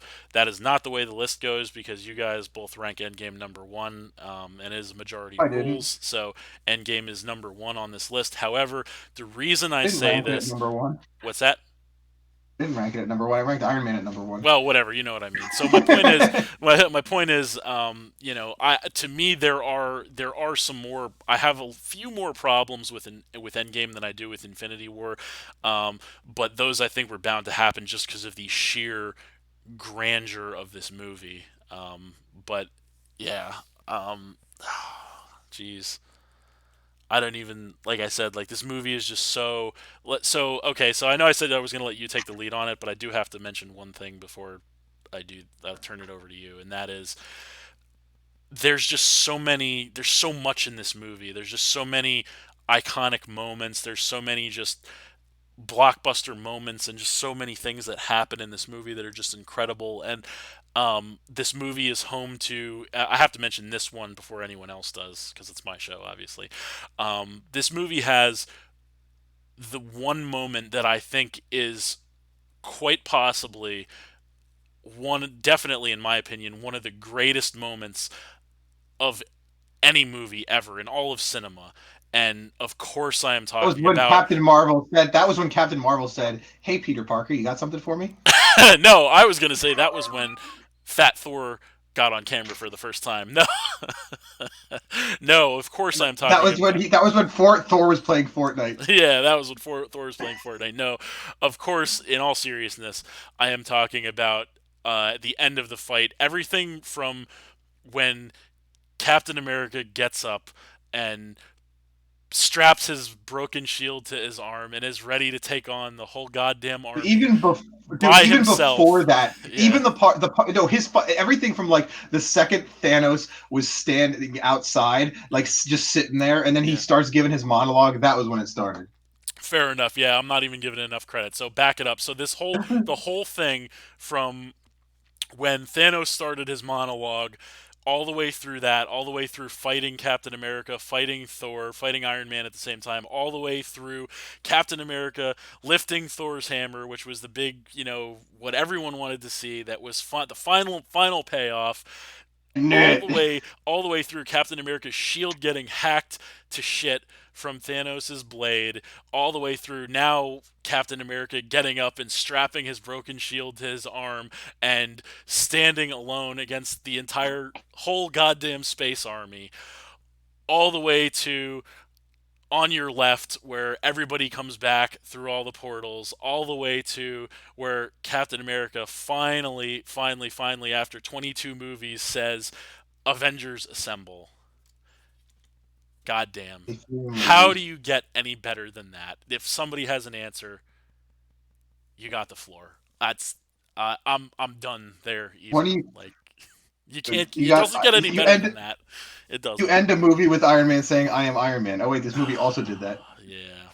Just Right. holy shit. Like I just it was just like that whole ending sequence was pretty much just poetry in motion to me. Like I can't. I don't. Mitch, I know you've been pretty quiet. I don't know if you want to weigh in on any of this, but I know I've been monopolizing because this movie was just just incredible. Like I know I said I have more problems with this movie, continuity wise than I do with Infinity War, which I do, but this movie just has given us like that whole thing that I just described, just one of the most iconic pieces of cinema. I think that's one of those things, and maybe I don't think I'm exaggerating this. I think that is genuinely one of those things that you're going to be thinking of like it's a moment in cinematic history almost where you're going to remember it um, forever, pretty much.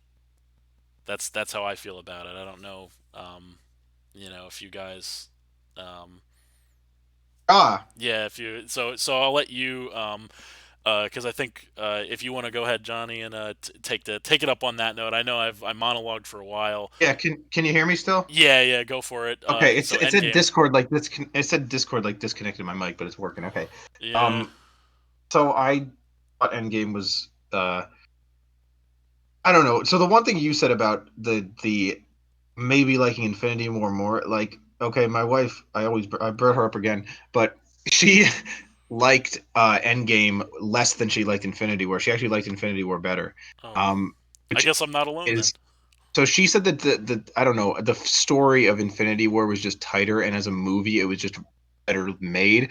But Endgame just had like okay, I feel like There's just too many mark out moments in Endgame to not put it over the top. You know what I mean? Like, okay, so what I feel like is Endgame, Infinity War was like uh a really good. It was like a really good like lead up, car ride. What? lead up. What happened? I can't. You're like cutting out. It was a really good lead up, or it was a really good like setup shot. Yeah. It was well, not even that, but I'm saying it was like a really good like car ride kind of. It's like you're driving around in a really fast. You got like a really nice car. And it's a really fast car, and you're at you, but you don't own the car. You just get to ride in the car, right? Yeah, And Endgame was like the craziest, most wildest roller coaster you could imagine, yeah, right? You know what I mean? So it's like a different experience, true. right? And I don't know. I just find that Endgame, and not to say that Infinity War was a pretty big roller coaster itself, but I feel like it was like there was a drunk guy behind the wheel. Uh, but Endgame was just like I literally was like I literally had like tears in my eyes in that final fight scene. I was Yeah, like And when he everybody said, had. "I am Iron Man," everybody was. That's the quietest I've ever seen a movie theater yep. ever. Honestly, that didn't Like, hit me as hard as like the battle. Like what hit me like when there was the I thought the Iron Man thing at the end to me it seemed like it was almost like it was a foregone conclusion that that was going to happen. I was just Sure. like, I don't know, I didn't like know it was going to happen, but and I didn't like look up spoilers or anything, but I was just like, it's going to happen, right? So it was like a Yeah. foregone conclusion. But like when I saw like the final fight scene, when it was just like the fact that it was just so epic and so well done, and that everybody had like a moment to shine. That was the other thing, is like every single character had a moment to shine in that fight scene. Like that's Yeah. what was like. They didn't have like they didn't have like Captain Marvel just come in and like kill Thanos, or they didn't have like Iron Man do it on his own. They didn't have like, you know, everybody Everybody put contributed, and in work. every single character had like, even like fucking Falcon Yeah. had like his fucking second where he carried the gauntlet, right? Yeah. Every character in the entire movie had their moment to shine. Every important, even fucking Wong had a line, and Wong's the man. Yeah. Yeah. Like I said. So so like it was just they, like I remember when everybody was they were putting out Infinity War, Mm, everybody was saying like, how the hell are they going to cram so many characters into a movie like this, and they did it. But then when Endgame came out, it was the same, but I feel like Endgame, they crammed every single character into these, like in Infinity where they broke it up into multiple different locations and fight scenes. In Endgame they put every single character in the exact same fight scene, and they made it work, and they gave everybody a moment to shine. And I just feel like that is like so hard. It should not have been possible for them to have done it that well. but they did. Yep. So that's why I said, like, I think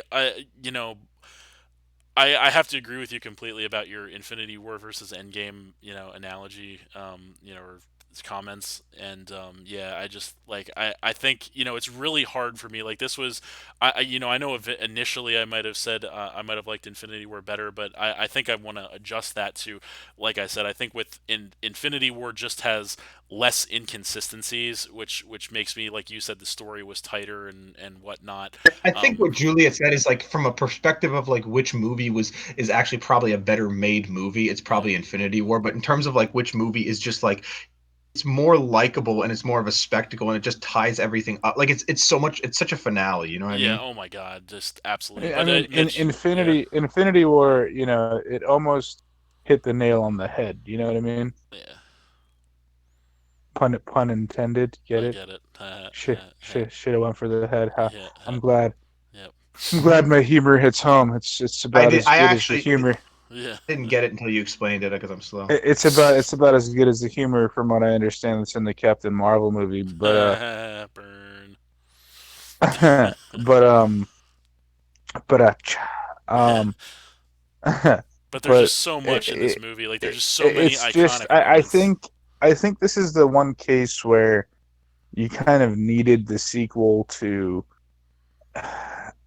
complete the greatness of the first movie. Like, it's hard for me because with these movies, I kind of tie them in essentially into like one whole movie split into two parts. Hmm. So, in my opinion, I feel like they both kind of stand at number one Yeah, because I feel like they're two sides to the same coin, as opposed to how like each and every other movie kind of has its own coin, to complete the analogy. hmm, Um, but with this movie playing through the way it did, I mean, Endgame obviously wouldn't have been as good as it was because Infinity War was necessary. Now, if you took Infinity War and didn't make that as good as it was, but then produced something afterwards, it probably wouldn't have been as good as what Endgame was. So the first one needed to be just at like as good, but the second one needed to kind of bring everything full circle. So you almost expect it to be better in this instance, as opposed to, like we stated earlier, where you don't really expect the second movie of even a trilogy or a series to be as good as what started it all. yeah. But That's I why I just mean, say Iron Man's the best. Well, but that's the easy way out. But yeah, I 100% agree with everything you're saying, and it's like they feed off each other. It's like you wouldn't have like Endgame, like that moment that we were talking about in Endgame, which is, in my opinion, like that's a moment in cinema history that you're gonna remember forever, is when the portals open and everybody comes back. Like that moment would not have been possible if not for the setup of Infinity All War. right. Oh, bro, did we see Iron Man together? The original, the first one. I think Oh, we that did, was like right? 12 years ago, man. I don't Was it like remember. 2008? I think we Yeah, that's did. I think 12 it was years like ago. We might have. I think it was I after. don't. I I don't think it was remember. after a Yu-Gi. You saw it in the theater at the Stroud Mall, right? I think so. I think we did go to this. We did see it together because I didn't even have a driver's license at that point. I don't It think. might have. Yeah, it might have been. Yeah, I Yeah. think so. It's hard to remember that long ago, um, but yeah, I hear you 100%. Like I just I also have to mention, like, aside from all the grandeur of this movie and how, the unlikeliness of them being able to make everything fit and work the way they did, but they did it. Like, I feel like um the how do I put it? Like, the exits or the deaths of both the Black Widow and Iron Man were just perfect. Like, they were 100%, like, the way they did Black Widow, where she has to sacrifice herself to get the Soul Stone, just 100% perfect. They couldn't have done it any better than that. The Iron Man, I know you said, Johnny, it was kind of a foregone conclusion, and I do agree with you in the sense that I felt like, okay, somehow, some way, Iron Man is going to have to sacrifice his own life to um, to get rid of Thanos, right? Although here's what I said, and I said this would have been like awesome. It would have been like the most boldest thing they could have possibly done with the movie. What's Is that? have have Thanos win, Oh and then God. how he said he's going to shred the universe to every last atom, and no one's going to remember. Yeah. He does it, and then it restarts, and that's the multiverse. That That would have introduces the been, multiverse. That yeah, would have been like the boldest fucking move they could have possibly. I was like, when I was watching the movie, as soon as he said that, I was like, I want to see they do that. it. I wanted to see it. Yeah, like I Yeah, was like, that would have been like the boldest move they could have possibly done. I probably would have actually kind of hated it, but yeah. like it would have been such a bold move that I would have had a hard time hating it. Yeah, they couldn't, like, the thing is that I understand there's no way that they could have done that. None at all, because they had to And give they could have brought in like Andre Garfunkel as Spider Man, and please no. and then got a new Captain America and everything. And Listen, they that would have it's hard for me to say that I would hate, like, I agree with you actually in the sense of, that would have been just such a ballsy thing to do, that how could you even hate it at that point? And, like, nobody remembers anything, and it's all just, like, it's all like, well, it restarts because the whole universe is different. And everybody's like, no, everybody's an entirely different person. Like, yeah. Tony Stark is not Robert Downey Jr. anymore. They get a new actor. It would have been like the segue to bring in a new generation of actors to play the characters. Yeah, I mean, if we were talking about, like a movie series that sucked, that needed to be rebooted, like the X-Men movies did at one point, then No, but here's the thing: it would have been like the Seinfeld move where they would have went out at their peak, right? yeah, Like it wouldn't have been because the movie sucked and needed to be rebooted. It would have been like making the boldest move possible of going out on top, yeah, right? Like just rebooting the whole thing on top, like ending it all and just being like, "That's it. We're gonna go out on top. We're not gonna milk this thing." yeah. I mean, I can't disagree with you, but at the same time, I have to say, I personally, I would not have enjoyed that as much as what we got, because there was just you just can't top, what they did. It was just perfect. Like, and like I said, with the character deaths, Black Widow, perfect. Iron Man, perfect. Like that, and I know it personally, it did seem like it was a foregone conclusion, yes. But, it was perfect. Sometimes the obvious choice is the right choice, and that is what that the whole Iron Man thing Or playing just out. keeping things And simple so in general. if the Yes, obvious choice was the yes. right choice, then why didn't Ant-Man crawl up Thanos' ass? I mean, that wouldn't have been the right choice for him, but um, but yeah, I mean, the only, and actually, it's going to be hard to really knock this movie in any way. But the one thing that I will say, if we're gonna try to pull something negative about this movie, the one thing I will Man say, did not go up Thanos' ass. sure, aside from Thanos' ass, That Thor didn't share his Stormbringer with Captain America. yeah, he's like, you take this one. This is little. Yeah. No, I think. Oh, and by the way, I don't know if we really mentioned what a treasure Fat Thor was, but that was like a such a hidden gem. Well, that was an homage to the Big Lebowski. Yes. All right, who do you think would have won in a fight, like Captain America with Mjolnir or Fat Thor? I think I would give it to Fat. Captain America, to be honest. I'd give it Yeah. to Fat Thor because Fat Oh, Thor got his Captain ass America, handed to him. but Fat Thor got his ass handed to him in 2 seconds by Thanos. Captain America actually so stood his you mean ground for a little Captain bit. America with With the hammer. Mjolnir? Yeah. Yes. I Oh, think I give it. okay, yeah. I would, because Give. he could probably knock Thor down, take Stormbringer, and have them both and decapitate him or He'd something. be You know? like he'd be like a turtle upside down, Fat Thor. He couldn't get up. Because Thor really let himself go, but Captain America was really at like his highest He was point. peak condition. Yeah, but Fat Thor was an absolute treasure. But And he's still a god. Like, we have yeah, to keep that in mind too. there was Like, I heard and a lot of all the people just bitching. memes. because Captain he got America's fat. wielding. Like, Yeah, did America's anyone wielding the not see power. the abs through his fat though, which I thought was hilarious? a little bit, yeah. Yeah. He had Had like the power lifter gut. Yeah, he had like straight up like a very undefined 4-pack. Yeah, pretty much. So, but yeah, as far as negatives go, I will say the one thing that I don't know how you guys feel about this, but I have to bring it I up. heard. Yeah, go ahead. But I have to Sorry. bring it up. My negative is how they handled Captain America's exit from the from the MCU I didn't mind because it. like I said, Captain I America wasn't was a fan of it. my favorite I hero. was. I'll play devil's advocate. I will honestly say I was a fan because it leaves. Okay, if you remember in the comics, Old Man Captain America was a thing, Mhm. right?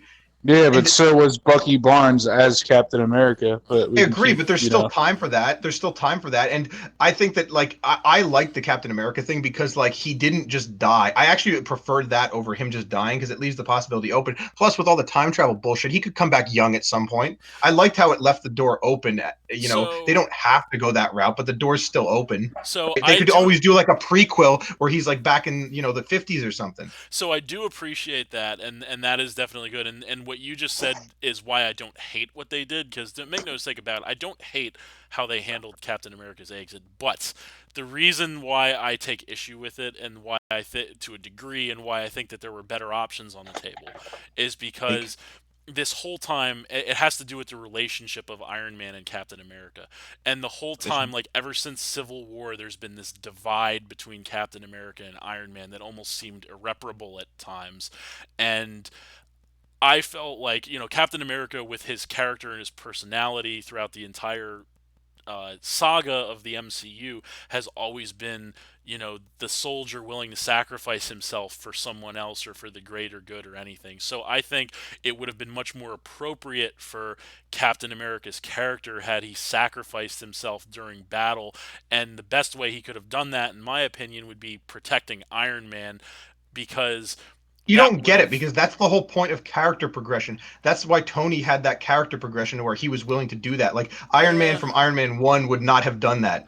you're He right, had and character that's why, like I progression. said, that's why I Why don't giving it hate. to Captain America, it would have been like, okay, Captain America has done that so many times. He's always the guy who sacrifices himself and puts everybody else first. Yeah, but he never It, sacrificed his own life to do that. I mean, I get true, but I no get one that. has, or else they'd be dead. But to me, it's not even just so much of the sacrifice, but to me it would be like the yeah, but as far as hold on, just to mending. stop you on that, Bernard, because You you know, said you he never sacrificed his own life.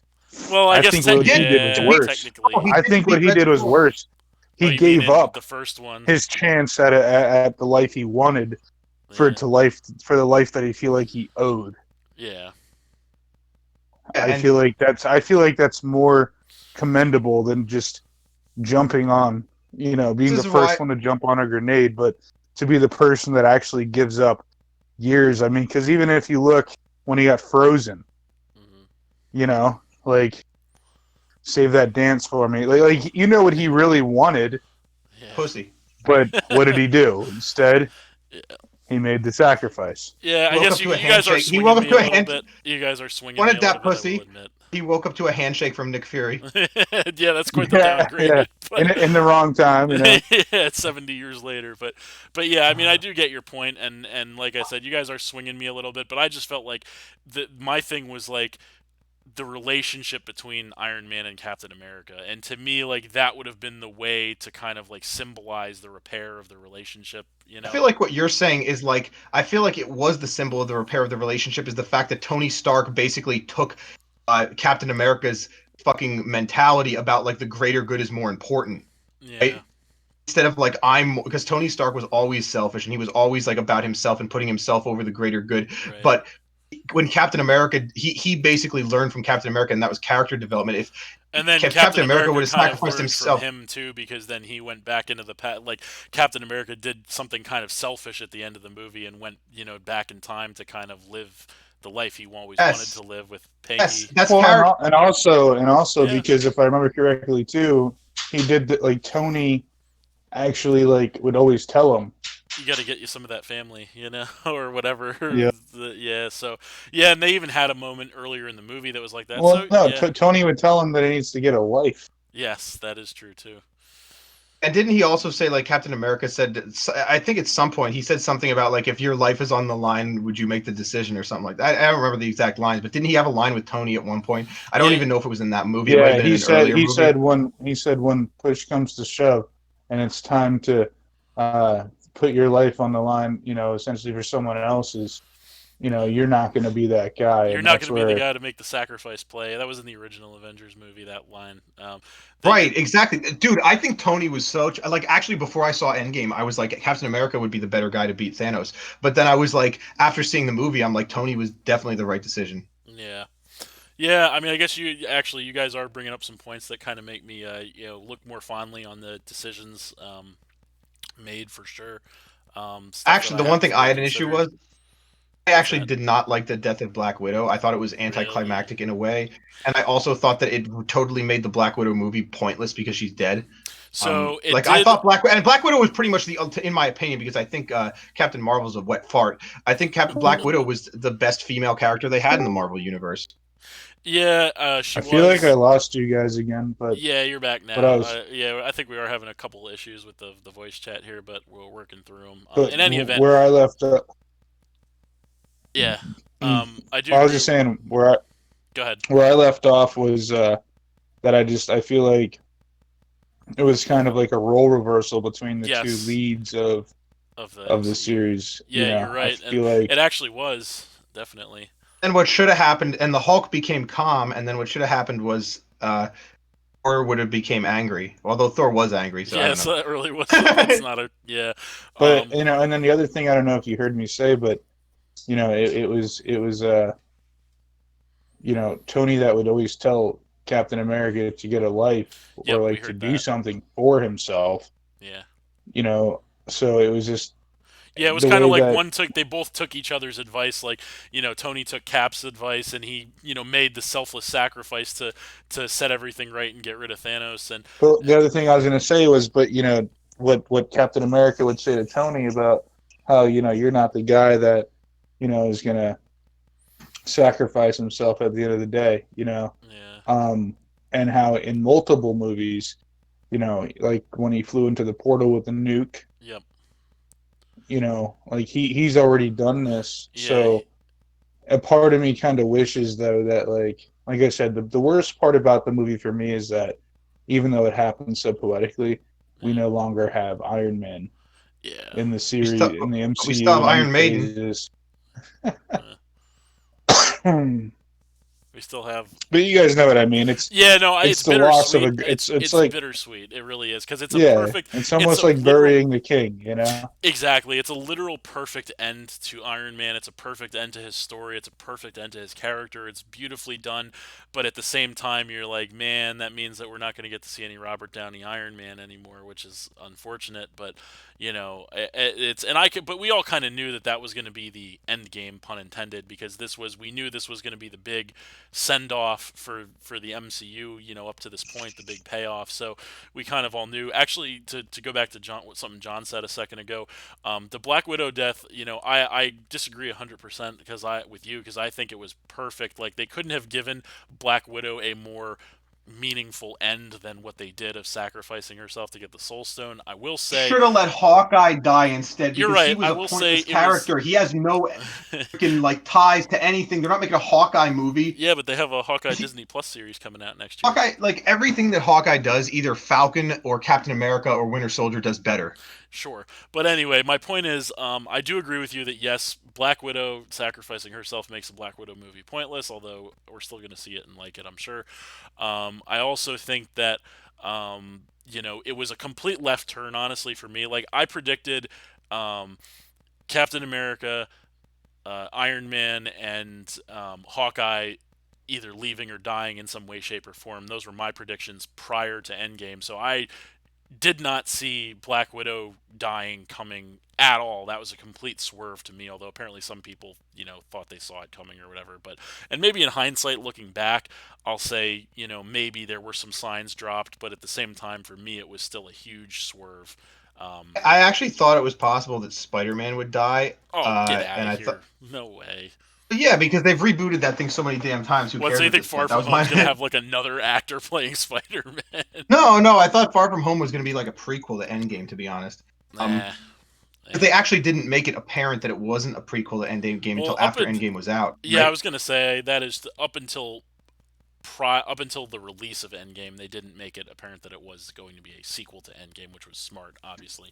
But I didn't. Exactly. So Having I said actually that, thought I thought Iron Man and or Spider-Man were going to be the ones to die. That was my thought. And I I didn't thought think for maybe 1 second Spider-Man was going to die. That thought never I crossed thought, my and I mind. thought they might have like another minor character like Wong or fucking I don't know Falcon or something die. Now they couldn't have Falcon die because then he couldn't take the shield, which I know is No, something. but who If Mitch is that? still But that there, who the hell knew that? Who well, the I hell knew know. that? Well, I know. Like or Bucky, I could see Bucky dying. Listen, like a less major character. I thought Well, you that can't would have have been a somebody minor. possibility. Wong is too minor, but I mean, Yeah, so you again, could I'll say, have Bucky like you die. said about the whole Captain America handing his shield down to Falcon.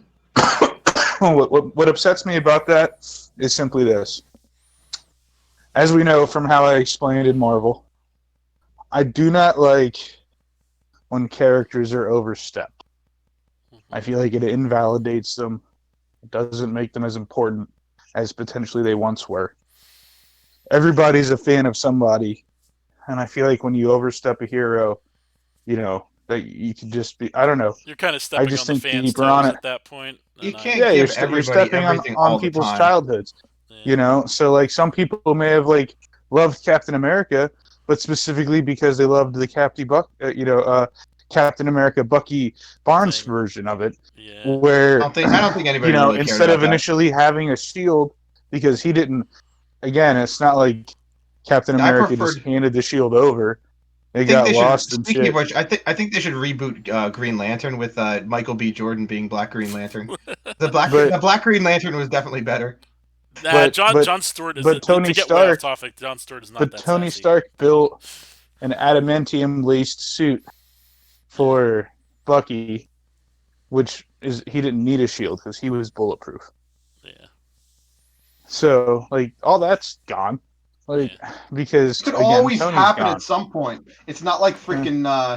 And they have Yeah. the Wakanda technology bullshit too, right? That could all happen at yeah, some point. Yeah, well, It's all. it's It's the all. same way, it's The kind of the door's same still way open.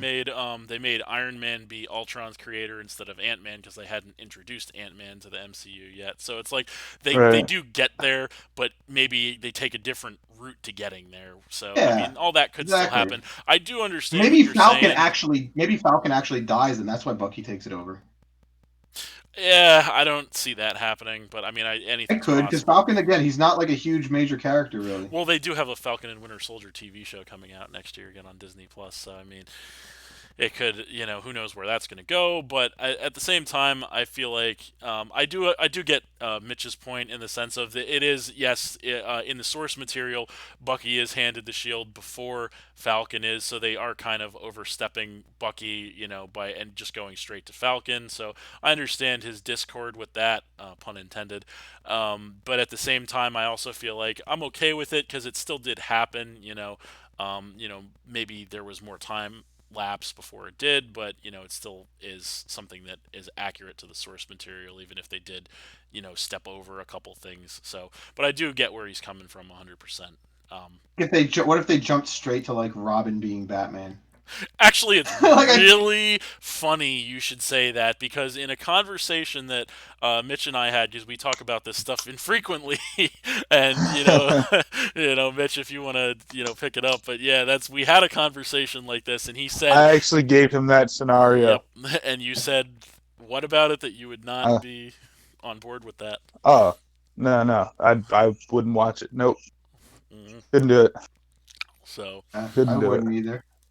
yeah, Even so being as diehard of a Batman dedicated fan. as I am to DC. Yeah, The only one. Not happening. yeah. So I got you. Foolishly dedicated to the inferior product. Well, I mean, they got there That's could like be. preferring Remember, W. It's remember, like we weren't preferring W. always we were the Goliath to You weren't you at one always the point. inferior product. Yes, I understand that. All right, Okay, it's so it like doesn't preferring mean you WCW in enjoy your 2001. time in the Yeah. sun, boys. Enjoy your time in the sun. All right. Well, we'll see. Only anything could happen. We'll see. I mean, personally, I don't see the juggernaut of the MCU being overtaken by DC, but that's another topic for another time. But yeah, I don't know. I'm trying to think of. There's just so much about Endgame. I do want to wrap things soon because we are way over time once again. But Called yeah, it. yep. But yeah, I feel like there's just so much stuff in Endgame. Like I can't even think of like. So the time. Okay, so I guess one thing we should probably address with Endgame is the time travel because a lot of people had an issue with the way that they did time travel in Endgame, and so I have to say this about it. Yes, I understand that the way that they did time travel in Endgame is not your typical time travel scenario because in most things you time travel and then what you change in the past alters the future. That's the way time travel typically works in most things.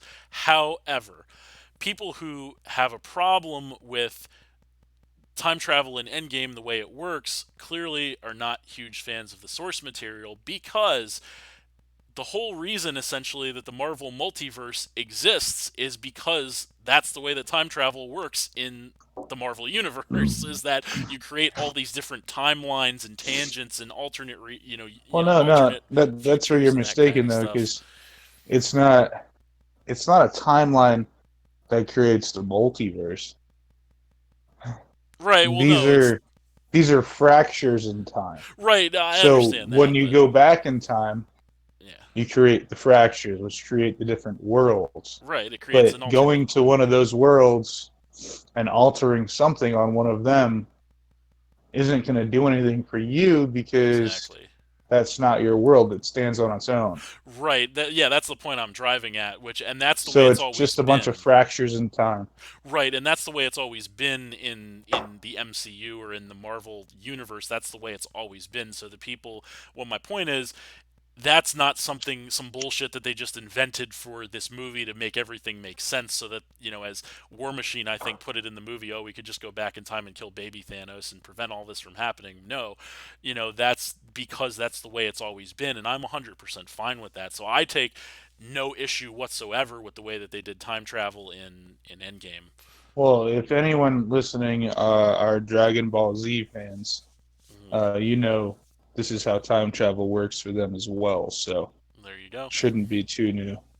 Yeah, but I'm just reason I had to bring that up is because I know, there was internet backlash about, that, Hmm. about how time travel Well, I think works. everybody thought that initially. Yeah, They were like, "Oh, they're going to go back in time and it's going to change what happened." yeah, No, they're going to go back in time to get what they need to change what happened is what happened. You know what I mean? exactly. Yeah, yeah. So, I kind of had mixed feelings about that initially, like about the way that they handled the whole plot of Endgame. But like the more I think about it, and the more it kind of resonates with me to the point of like, yeah, they did it cool. They did a cool way, especially like when they were able to go back in time and like Captain America was able to see Peggy and like Iron Man was able to meet his dad and talk with him like in younger and like they had some great comedy. I mean, I know it goes without saying at this point in the MCU, but they had great yeah. comedy in Endgame, of course, with like of course everything always goes wrong because they're dysfunctional. Mm. Like trying to fix things and they make things worse. Also the whole thing with like Loki, I thought was a big point of interest because again, not to plug Disney Plus once again, but there's going to be a Loki series on Disney Plus within the next few years as well, which I'm sure will And focus on the fact that Loki grabbed the Tesseract and disappeared and when they were in the past and created another fracture in time in doing so, I'm sure. So another thing I wanted to touch on too is something that didn't really do it for me what's that? was the whole smart, like Bruce Banner, Hulk. Oh, Professor Hulk. I like Professor Hulk. I will. A big Uh, grievance about that was that there wasn't like a build up to him. That he was just Professor Hulk. which I can Or when understand. he's like, "Hey, I'm Ant-Man," and they're like, uh... Yeah. Yeah. And he's like, they want a picture with you. They're like, no, we don't. Yeah, that was a really funny scene too, where they're like they wanted to get a picture with Professor Hulk, and then he's like, "Hey, I'm sure you probably want one with me too. I'm Ant Man." They're like, "Who?" Like, no, but and that's also like a build off of like back in Civil War actually when Iron Man has Ant Man locked up, and he's like, "Who are you?" He's like, no. So it's like a running joke of who the hell is Ant Man? But Who is it? Was like, Yep. oh yeah, no, the Hulk said this. He's like, "There's an Iron Man." No, he's like, "There's an Ant Man and a Spider Man." no, Remember? that was That was on Bucky. Thor Ragnarok. No, that No, was that was in Bucky Thor. in. No, No, it was that was in Bucky. Thor Ragnarok when Thor was like explaining after Bruce Banner turned back into Bruce Oh Banner yeah, from the yeah, yeah, Hulk, yeah, yeah. What I and was he and thinking he's of. Go ahead. What I was thinking of was in Captain America: Civil War when Bucky was talking to Falcon and he was like, and he is like. There's a Ant Man and a Spider Man, and Falcon was like, everybody's got a gimmick now or something. So yeah.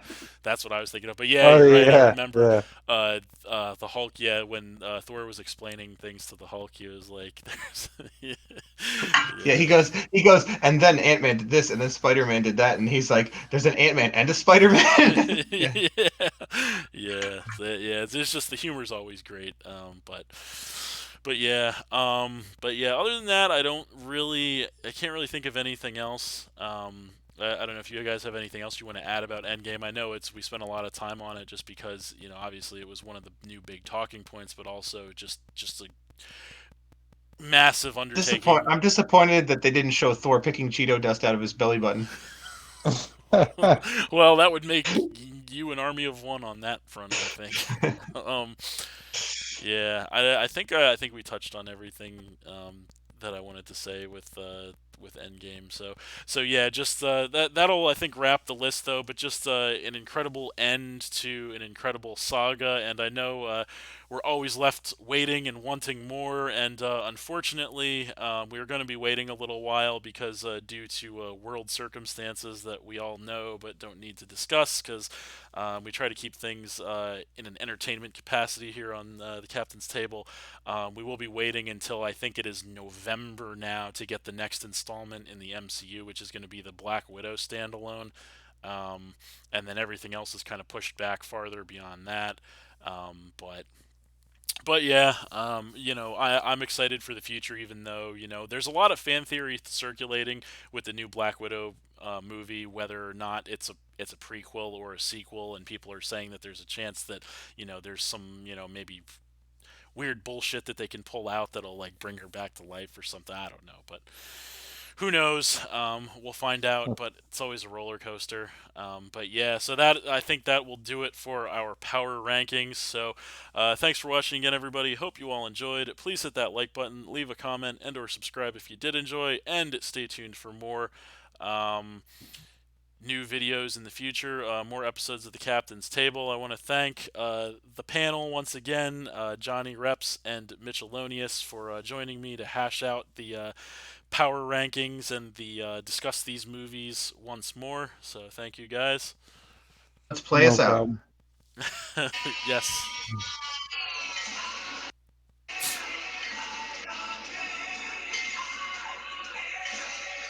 Oh, what There the hell? it is. That's what you played out. Sure. You should cut off the podcast right there. Yeah, too late. Yeah. All right. So that's it, and we'll see you next time.